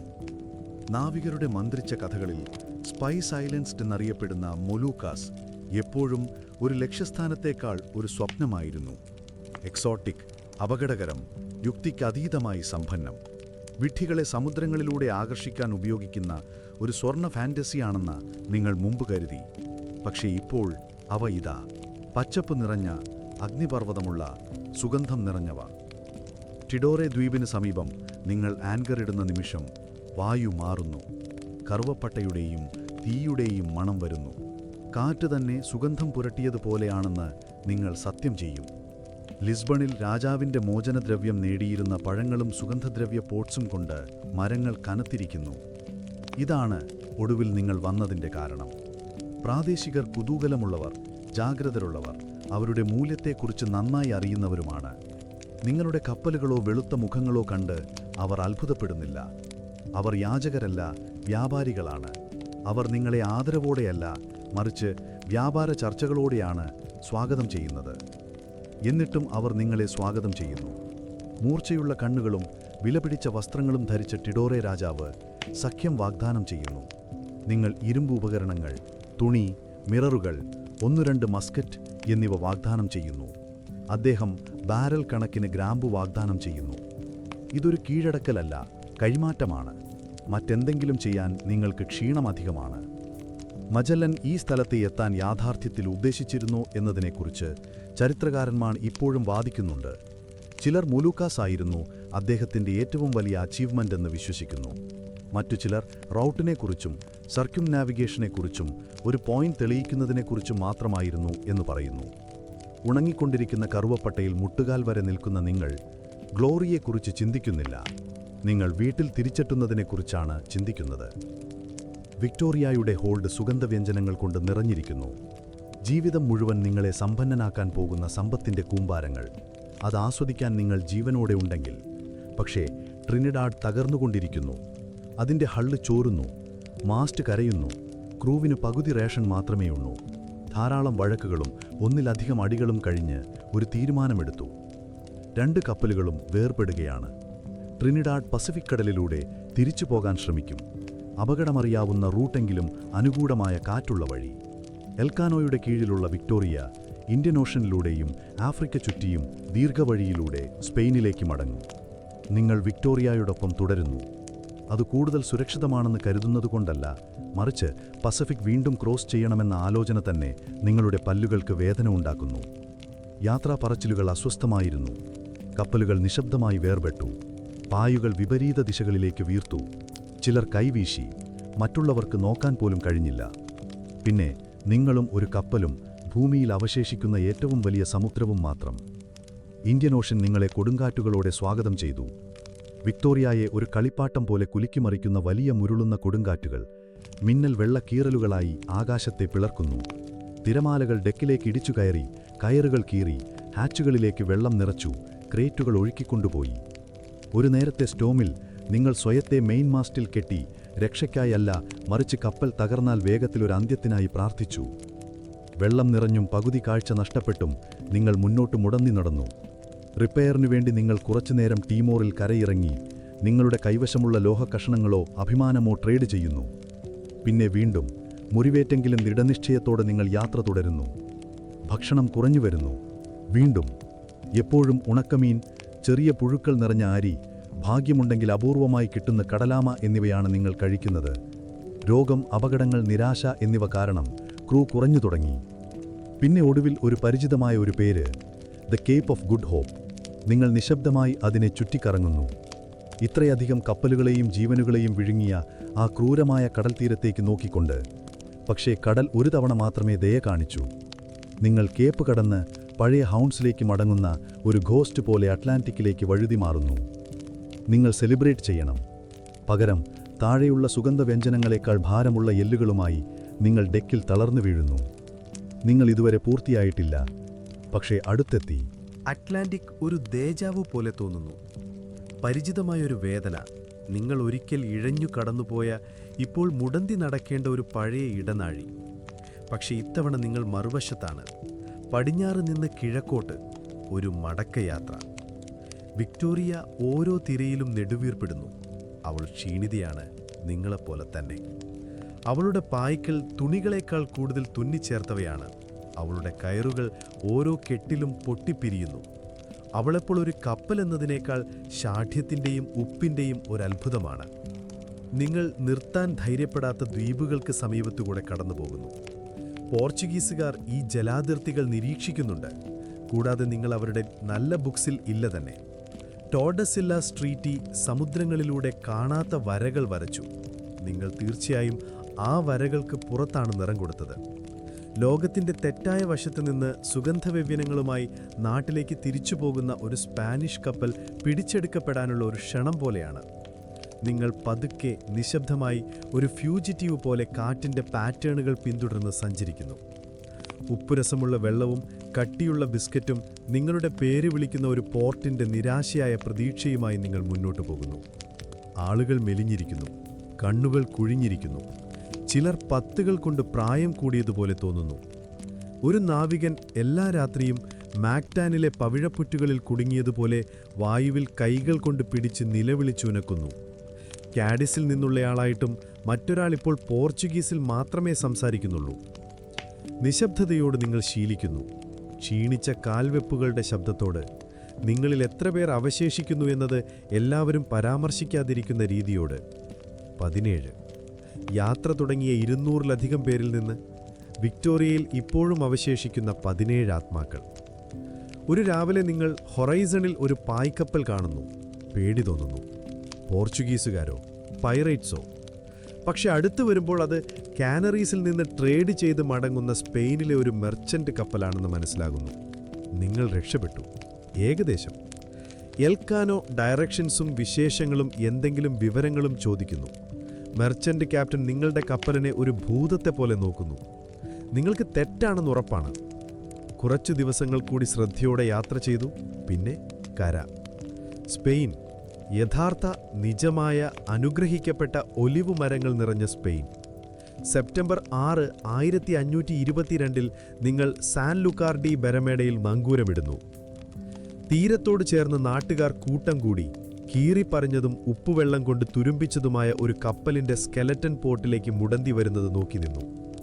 17 ദയനീയ രൂപത്തിലുള്ള നാവികർ കാലിൽ ചെരുപ്പില്ലാതെ സൂര്യൻ കറുത്ത ദേഹവുമായി പട്ടിണി കിടന്നവർ, പക്ഷെ ജീവനോടെയുള്ളവർ കപ്പലിൽ നിന്നിറങ്ങി. ആ നിമിഷത്തിൽ നാട്ടുകാർ എന്താണ് ചിന്തിച്ചത് എന്ന് ചരിത്രകാരന്മാർ ഇന്നും ഡിബേറ്റ് ചെയ്യുന്നു. ചിലർ പറയുന്നു അവർ കരഞ്ഞു എന്ന്, മറ്റു ചിലർ പറയുന്നു വിശ്വസിക്കാനാവാതെ അവർ ചിരിച്ചു എന്ന്. നിങ്ങൾ ചെയ്തതെന്താണെന്ന് അന്ന് ആർക്കും യഥാർത്ഥത്തിൽ മനസ്സിലായില്ല എന്ന് ചിലർ പറയുന്നു. നിങ്ങൾ കാർഗോ ഇറക്കി, ഗ്രാമ്പു, കറുവാപ്പട്ട, ജാതിക്ക, സ്വർണത്തേക്കാൾ വിലപിടിപ്പുള്ളവ, സുഗന്ധദ്രവ്യങ്ങളുടെ ഒരു നിധി, 10 കൂടുതൽ എക്സ്പെഡിഷനുകൾ നടത്താൻ മതിയായത്ര, രാജാക്കന്മാരെ കോട്ടിൽ മുന്നോട്ട് ചരിച്ചിരുത്താൻ മതിയായത്ര. എൽക്കാനോ തന്റെ റിപ്പോർട്ട് എഴുതുന്നു. നിങ്ങൾ വിറയ്ക്കുന്ന കൈയക്ഷരത്തിൽ പേരെഴുതി, അലങ്കാരമൊന്നുമില്ലാതെ, ആഘോഷങ്ങളൊന്നുമില്ലാതെ. വാചകത്തിന്റെ അവസാനം ഒരു ശാന്തമായ പീരിയഡ്, മറ്റാർക്കും എഴുതാൻ കഴിയാത്തത്.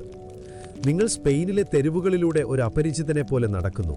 ഭക്ഷണം വളരെ റിച്ചായി തോന്നുന്നു, കിടക്കകൾ വളരെ സോഫ്റ്റായി തോന്നുന്നു. ഓരോ വാതിലും അടയുമ്പോൾ പീരങ്ങി പൊട്ടുന്നത് പോലെ തോന്നുന്നു. ഓരോ പക്ഷികളുടെ ശബ്ദവും കടലിൽ നഷ്ടപ്പെട്ട ശബ്ദം പോലെ തോന്നുന്നു. നിങ്ങൾ വീട്ടിലാണ്, പക്ഷെ നിങ്ങളുടെ ഒരു ഭാഗം പസഫിക്കിൽ തന്നെയുണ്ട്. അവർ അതൊരു വിജയമെന്ന് വിളിക്കുന്നു. നിങ്ങളെയും മറ്റ് 16 പേരെയും ഹീറോസിനെ പോലെ തെരുവുകളിലൂടെ പരേഡ് ചെയ്യുന്നു. ആളുകൾ പൂക്കളെറിയുന്നു, മ്യൂസീഷ്യൻസ് പാട്ടുവായിക്കുന്നു, കുട്ടികൾ നിങ്ങളുടെ ചെളിപുരണ്ട ബൂട്ട്സിന് പിന്നാലെ ഓടുന്നു. ലോകം ചുറ്റിയ ചരിത്രത്തിൽ ആദ്യമായി ആളുകളെ കാണാൻ പ്രഭുക്കൾ ബാൽക്കണിയിൽ നിന്ന് ചാഞ്ഞു നോക്കുന്നു. നിങ്ങൾ വായ്പ വാങ്ങിയ ശരിക്ക് ഫിറ്റാകാത്ത മേൽത്തരം വസ്ത്രങ്ങൾ ധരിച്ചിരിക്കുന്നു. വെൽവെറ്റ് ചൊറിയുന്നു, ബൂട്ട്സ് കാലിൽ ഞെരുക്കുന്നു. പക്ഷേ നിങ്ങളുടെ ഷിപ്പ്മേറ്റ്സിന്റെ മുഖത്തെ പുഞ്ചിരി നേർത്തതാണെങ്കിലും യാഥാർത്ഥ്യമാണ്. ഒരു നിമിഷത്തേക്ക് ആ ഭാരം ഒരു കഷ്ണം മാത്രം കുറയുന്നതായി തോന്നുന്നു. സ്പാനിഷ് സൂര്യന് കീഴിൽ നേരെ നിൽക്കാൻ മാത്രം. കോർട്ട് വളരെ ഇംപ്രസ്ഡ് ആയിരിക്കുന്നു, പ്രത്യേകിച്ച് കാർഗോ കണ്ടിട്ട്. 20 ടണ്ണിലധികം കറുവപ്പട്ട മാത്രം. രാജാവ് സന്തോഷത്തോടെ പുഞ്ചിരിക്കുന്നു. ഫിനാൻസിയേഴ്സ് കൂടുതൽ ശക്തമായി പുഞ്ചിരിക്കുന്നു. യാത്ര നിങ്ങളെ തളർത്തിയെങ്കിലും ബാലൻസ് ഷീറ്റ് നല്ല രീതിയിൽ പാടുന്നു. കണക്കുകൾക്ക് മാത്രം കൊള്ളുകളോ മോശം സ്വപ്നങ്ങളോ ഇല്ല. ഹുവാൻ സെബാസ്റ്റ്യൻ എൽക്കാനോയിന് നൈറ്റ് പദവി ലഭിച്ചു. അദ്ദേഹത്തിനൊരു കോട്ട് ഓഫ് ആംസ് ലഭിച്ചു, ഒരു ഗ്ലോബും പ്രീമസ് സെർക്കുണ്ടഡിസ്റ്റ് മീ എന്ന മോട്ടോയുമുള്ളത്. അതായത് എന്നെ ചുറ്റിയ ആദ്യ ആൾ നീയായിരുന്നു എന്ന്. അത് എലഗന്റായിരുന്നു, മഹത്വവും നിശബ്ദമായി അത്ഭുതപ്പെടുത്തുന്നതും. പക്ഷേ നിങ്ങൾക്കോ? നിങ്ങൾക്കൊരു മോട്ടോ കിട്ടുന്നില്ല. നിങ്ങൾക്ക് കിട്ടുന്നത് ഒരു പ്ലേറ്റ് ഭക്ഷണവും വൃത്തിയായി കിടക്കിയും നിശബ്ദതയുമാണ്.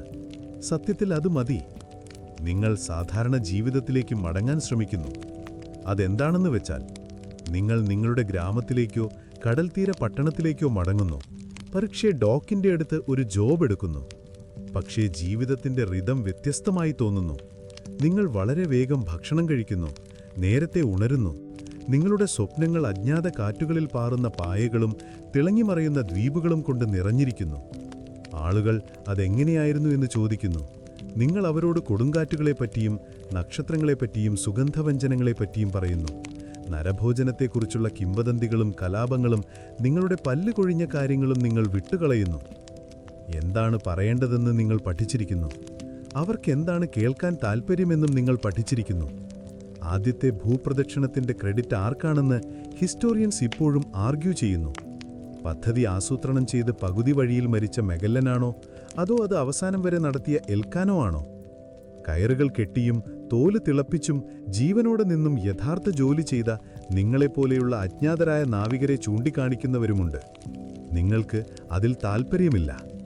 ഇപ്പോൾ നിങ്ങൾക്ക് ലോകത്തിന്റെ ഷേപ്പ് അറിയാം. ഗ്ലോബിൽ നിന്നല്ല, പേപ്പറിൽ നിന്നുമല്ല, മറിച്ച് ഓർമ്മകളിൽ നിന്ന്, മുറിവുകളിൽ നിന്ന്, സൂര്യാസ്തമയങ്ങളിൽ നിന്ന്, നിഴലുകളിൽ നിന്ന്, നിങ്ങളെ സമുദ്രങ്ങളിലൂടെ മന്ത്രിച്ചുകൊണ്ടുപോയ കാറ്റുകളിൽ നിന്നും. പക്ഷെ മറിച്ച് അതായിരിക്കും യഥാർത്ഥ സമ്മാനം. സമ്പത്തോ പ്രശസ്തിയോ അല്ല, മറിച്ച് അതിർത്തികൾക്കപ്പുറം എന്താണെന്ന് കണ്ടിട്ടും തിരിച്ചു വന്നതിൻ്റെ വിചിത്രവും ശാന്തവുമായ അറിവ്. നിങ്ങളിനി ചക്രവാളത്തെ പേടിക്കുന്നില്ല. ഒരിക്കൽ അറിയപ്പെടുന്ന ലോകത്തിനപ്പുറം സഞ്ചരിക്കുക എന്ന ആശയം നിങ്ങളെ ആവേശവും ഭയവും കൊണ്ട് പിടിച്ചുകുലുക്കി. പക്ഷേ ഇപ്പോൾ നിങ്ങളുടെ സ്വന്തം കഠിനാധ്വാനവും ഉറക്കമില്ലാത്ത രാത്രികളും കൊണ്ട് കൂട്ടിയിണക്കിയ ഭൂഗോളത്തിൻ്റെ മുഴുവൻ വളവും നിങ്ങളുടെ പിന്നിലായതോടെ അത് കൂടുതൽ ചെറുതും മനുഷ്യസഹജവുമായി തോന്നുന്നു. കൂടുതൽ സുരക്ഷിതമല്ല, വെറും അതിജീവിക്കാവുന്നത് മാത്രം. നിങ്ങൾ ദിവസങ്ങൾ കടലിനടുത്ത് ചെലവഴിക്കുന്നു. എപ്പോഴും അതിലല്ല, പക്ഷേ ഒരിക്കലും അതിൽ നിന്ന് വളരെ ദൂരെയുമല്ല. ഉപ്പുവെള്ളത്തിൻ്റെ മണം ഇപ്പോഴും ഒരുതരം ആശ്വാസം നൽകുന്നു. നിങ്ങൾ കൂടുതൽ ശാന്തമായ വെസൽസിൽ ജോലി ചെയ്യുന്നു. മീൻപിടുത്ത ബോട്ട്സ്, തീരദേശ വ്യാപാര കപ്പലുകൾ. വളരെ ദൂരെ പോകുന്ന യാത്രകളൊന്നുമില്ല. വലിയ യാത്രകൾ നിങ്ങൾക്ക് മതിയായി. പക്ഷേ ഇപ്പോഴും ചിലപ്പോൾ സന്ധ്യാസമയത്ത് നിങ്ങളുടെ മനസ്സ് അലയുന്നു. നിങ്ങൾ കറുത്ത കടലിന് മുകളിൽ ഉയരുന്ന സദേൻ ക്രോസിനെ ഓർക്കുന്നു. മരം തോട് തിന്നു കഴിഞ്ഞ ആഴ്ചകൾക്ക് ശേഷം ആദ്യമായി കഴിച്ച പച്ചമാങ്ങയുടെ രുചി. മജല്ലൻ മാപ്സിനെ നോക്കുന്ന രീതി, അവയെ അനുസരിപ്പിക്കാൻ കഴിയുമെന്ന് വിശ്വസിച്ചുകൊണ്ട്. മാക്ടാനിലേക്ക് കാലുവയ്ക്കുന്നതിന് മുമ്പ് നിങ്ങൾ പതുക്കെ ചൊല്ലിയ പ്രാർത്ഥന. എവിടെയോ വച്ച് നിങ്ങളുടെ ചുണ്ടുകളിൽ പറ്റിയ ഉപ്പ്. നിങ്ങൾ ആ ശബ്ദങ്ങൾ ഓർക്കുന്നു. മുകളിൽ ഇടിമുഴക്കം പോലെ പായകൾ, കപ്പലിൽ നിന്ന് താഴേക്ക് വീഴുന്ന ശരീരത്തിൻ്റെ പൊള്ളയായ ശബ്ദം, അപരിചിതമായ ഭാഷകളുടെ മന്ത്രണം, പ്രതിധ്വനിക്കാൻ പോലും വലുതായ സമുദ്രത്തിൻ്റെ വിചിത്രമായ നിശബ്ദത. നിങ്ങൾ ആ ആളുകളെയും ഓർക്കുന്നു. ബുദ്ധിസ്ഥിരത നിലനിർത്താൻ സ്വരം തെറ്റിപ്പാടിയ റോഡ്രിഗോ, മലേ ട്രാൻസ്ലേറ്ററായ എൻറിക്കെ. അദ്ദേഹത്തിൻ്റെ വിധി ഇപ്പോഴും നിഗൂഢതയിൽ തുടരുന്നു. ചിലർ പറയുന്നു അദ്ദേഹമാണ് ലോകം ചുറ്റിയ ആദ്യത്തെ മനുഷ്യൻ. കാരണം സൗത്ത് ഈസ്റ്റ് ഏഷ്യയിൽ തുടങ്ങി അവിടെ തന്നെ തിരിച്ചെത്തി ഒരു പൂർണ്ണവൃത്തം. കലാപത്തിൽ നഷ്ടപ്പെട്ട മാർട്ടിൻ. പക്ഷേ കയറുകൾ ഒച്ചവെക്കുമ്പോൾ നിങ്ങൾ അദ്ദേഹത്തിൻ്റെ ഗോസ്റ്റിനെ ഇപ്പോഴും കാണുന്നു. ആ യാത്ര എന്താണ് നേടിയതെന്ന് ചരിത്രകാരന്മാർ ഇപ്പോഴും ആർഗ്യൂ ചെയ്യുന്നു. അതൊരു വിക്ടറിയായിരുന്നോ, ഒരു ട്രാജഡിയായിരുന്നോ, യൂറോപ്പിനൊരു ടേണിംഗ് പോയിൻ്റായിരുന്നോ, അവർ സ്പർശിച്ച നാടുകൾക്ക് ഒരു നൈറ്റ്മെയർ ആയിരുന്നോ? നിങ്ങൾ ആർഗ്യൂ ചെയ്യുന്നില്ല, നിങ്ങൾ ഓർക്കുന്നു. അവിടെയാണ് ലോകം നിങ്ങൾക്ക് റിയലായത്. പരന്നതല്ല, കെട്ടുകഥയുമല്ല, വെറും റിയൽ. കാറ്റുകളാലും ഇച്ഛാശക്തിയാലും കൂട്ടിയിണക്കിയ വന്യവും വിശാലവുമായ ലോകം. ചിലപ്പോൾ ചെറുപ്പക്കാരായ നാവികർ നിങ്ങളെ സമീപിക്കാറുണ്ട്. അവർക്ക് കഥകൾ വേണം. അവർക്ക് റൊമാൻസ്, ഗ്ലോറി, അഡ്വഞ്ചറിൻ്റെ തിളക്കം വേണം. നിങ്ങൾ പുഞ്ചിരിക്കും, ഗ്രാമ്പുവിനെക്കുറിച്ചും പീരങ്കികളെക്കുറിച്ചും പറയും. എന്നാൽ ഇപ്പോഴും രാത്രിയിൽ നിങ്ങളെ ഉണർത്തുന്ന കാര്യങ്ങൾ വിട്ടുകളയും. അത്ഭുതവും ഭയവും പലപ്പോഴും ഒരു മുഖം കാണിക്കുന്നുവെന്ന് നിങ്ങൾ മനസ്സിലാക്കിയിട്ടുണ്ട്. സന്ധ്യാസമയത്ത് നിങ്ങൾ ഡോക്കിൽ നടക്കുന്നു. തിരമാലകൾ മെല്ലെ അലയടിക്കുന്നു. പണ്ട് നിങ്ങളുടേതുപോലെ പായകൾ നിറഞ്ഞും ഹൽ ക്ലീനായും യാത്ര തിരിക്കുന്ന കപ്പലുകളെ നിങ്ങൾ തലയാട്ടി അഭിവാദ്യം ചെയ്യുന്നു. അവ കാഴ്ചയിൽ നിന്ന് മറയുന്നതുവരെ നിങ്ങൾ നോക്കി നിൽക്കുന്നു. പിന്നെ നിങ്ങൾ വീട്ടിലേക്ക് തിരിയുന്നു. യാത്ര ഇപ്പോൾ അവസാനിച്ചു. പായകൾ മടക്കി വച്ചിരിക്കുന്നു. നങ്കൂരങ്ങൾ താഴ്ത്തിയിരിക്കുന്നു. നിങ്ങൾ പതുക്കെ ശ്വസിച്ചുകൊണ്ട് കിടക്കുമ്പോൾ നിങ്ങളുടെ കാൽക്കീഴിലെ അനന്തമായ കടലിൻ്റെ വളവ് സങ്കൽപ്പിക്കുക. പണ്ട് നക്ഷത്രങ്ങൾ നിങ്ങളെ വഴികാട്ടിയ രീതി ഓർക്കുക. വെൽവെറ്റ് പോലത്തെ ആകാശത്തിൽ കുത്തിയ ചെറു തീപ്പൊരികൾ ഒരു വലിയ കാര്യത്തിൽ നിങ്ങളുടെ സ്ഥാനം നിങ്ങളെ ഓർമ്മിപ്പിക്കുന്നു. നിങ്ങൾ വഴിതെറ്റിയിരുന്നില്ല, ഒരിക്കലും വഴിതെറ്റിയിരുന്നില്ല. നിങ്ങൾ വെറും യാത്ര ചെയ്തുകൊണ്ടിരിക്കുകയായിരുന്നു. ശ്വാസമകത്തേക്കെടുക്കുക. മൃദുലായ കാറ്റ് പിടിക്കുന്ന പായ പോലെ നിങ്ങളുടെ ശ്വാസകോശം നിറയട്ടെ. ശ്വാസം പുറത്തേക്ക് വിടുക. ടെൻഷൻ തിരമാലകൾ പോലെ ഒഴുകിപ്പോകുന്നത് അനുഭവിക്കുക. നിങ്ങളുടെ മനസ്സ് മറന്നാലും ശരീരം ഓർക്കുന്നു. നിങ്ങളുടെ ബൂട്ട്സിന് താഴെ ഡെക്കിൻ്റെ ശബ്ദം, ഉപ്പുരസമുള്ള കാറ്റ്, മരത്തിൽ തട്ടുന്ന കയറിൻ്റെ മൃദുലമായ ശബ്ദം. ആ റിഥം ഇപ്പോൾ നിങ്ങളെ ശാന്തമാക്കട്ടെ. മുന്നിൽ കൊടുങ്കാട്ടില്ല, കലാപമില്ല, വിശപ്പില്ല. വെറും ശാന്തമായ ജലം മാത്രം. നിങ്ങൾ വീട്ടിലാണ്. നിങ്ങൾ സുരക്ഷിതരാണ്. ഒടുവിൽ നിങ്ങൾ നിശ്ചലമാണ്. നിങ്ങളുടെ മനസ്സിനെ ഒഴുക്കാൻ വിടുക. വിദൂര ദ്വീപുകളിലേക്കോ അകലെയുള്ള നക്ഷത്രങ്ങളിലേക്കോ അല്ല, ഇവിടെയുള്ള നിശബ്ദതയിലേക്ക്, തിരമാലകൾക്കിടയിലെ ശ്വാസത്തിലേക്ക്. സമുദ്രം ശാന്തതയിലേക്ക് അലിഞ്ഞു പോകട്ടെ. ആകാശം ഒരു പുതപ്പ് പോലെ മടങ്ങി വരട്ടെ. വട്ടവും അസ്വസ്ഥവുമായ ലോകത്തിന് കാത്തിരിക്കാം. ഇന്ന് രാത്രി പിന്തുടരാൻ മാപ്പുകളില്ല, അനുസരിക്കാൻ കൽപ്പനകളില്ല. ഓർമ്മകളുടെയും സ്വപ്നങ്ങളുടെയും മൃദുലമായ നിശബ്ദതയിൽ വിശ്രമിക്കുന്ന നിങ്ങൾ മാത്രം. ഉറങ്ങൂ നാവിക, ഉറങ്ങൂ, ഉറങ്ങൂ.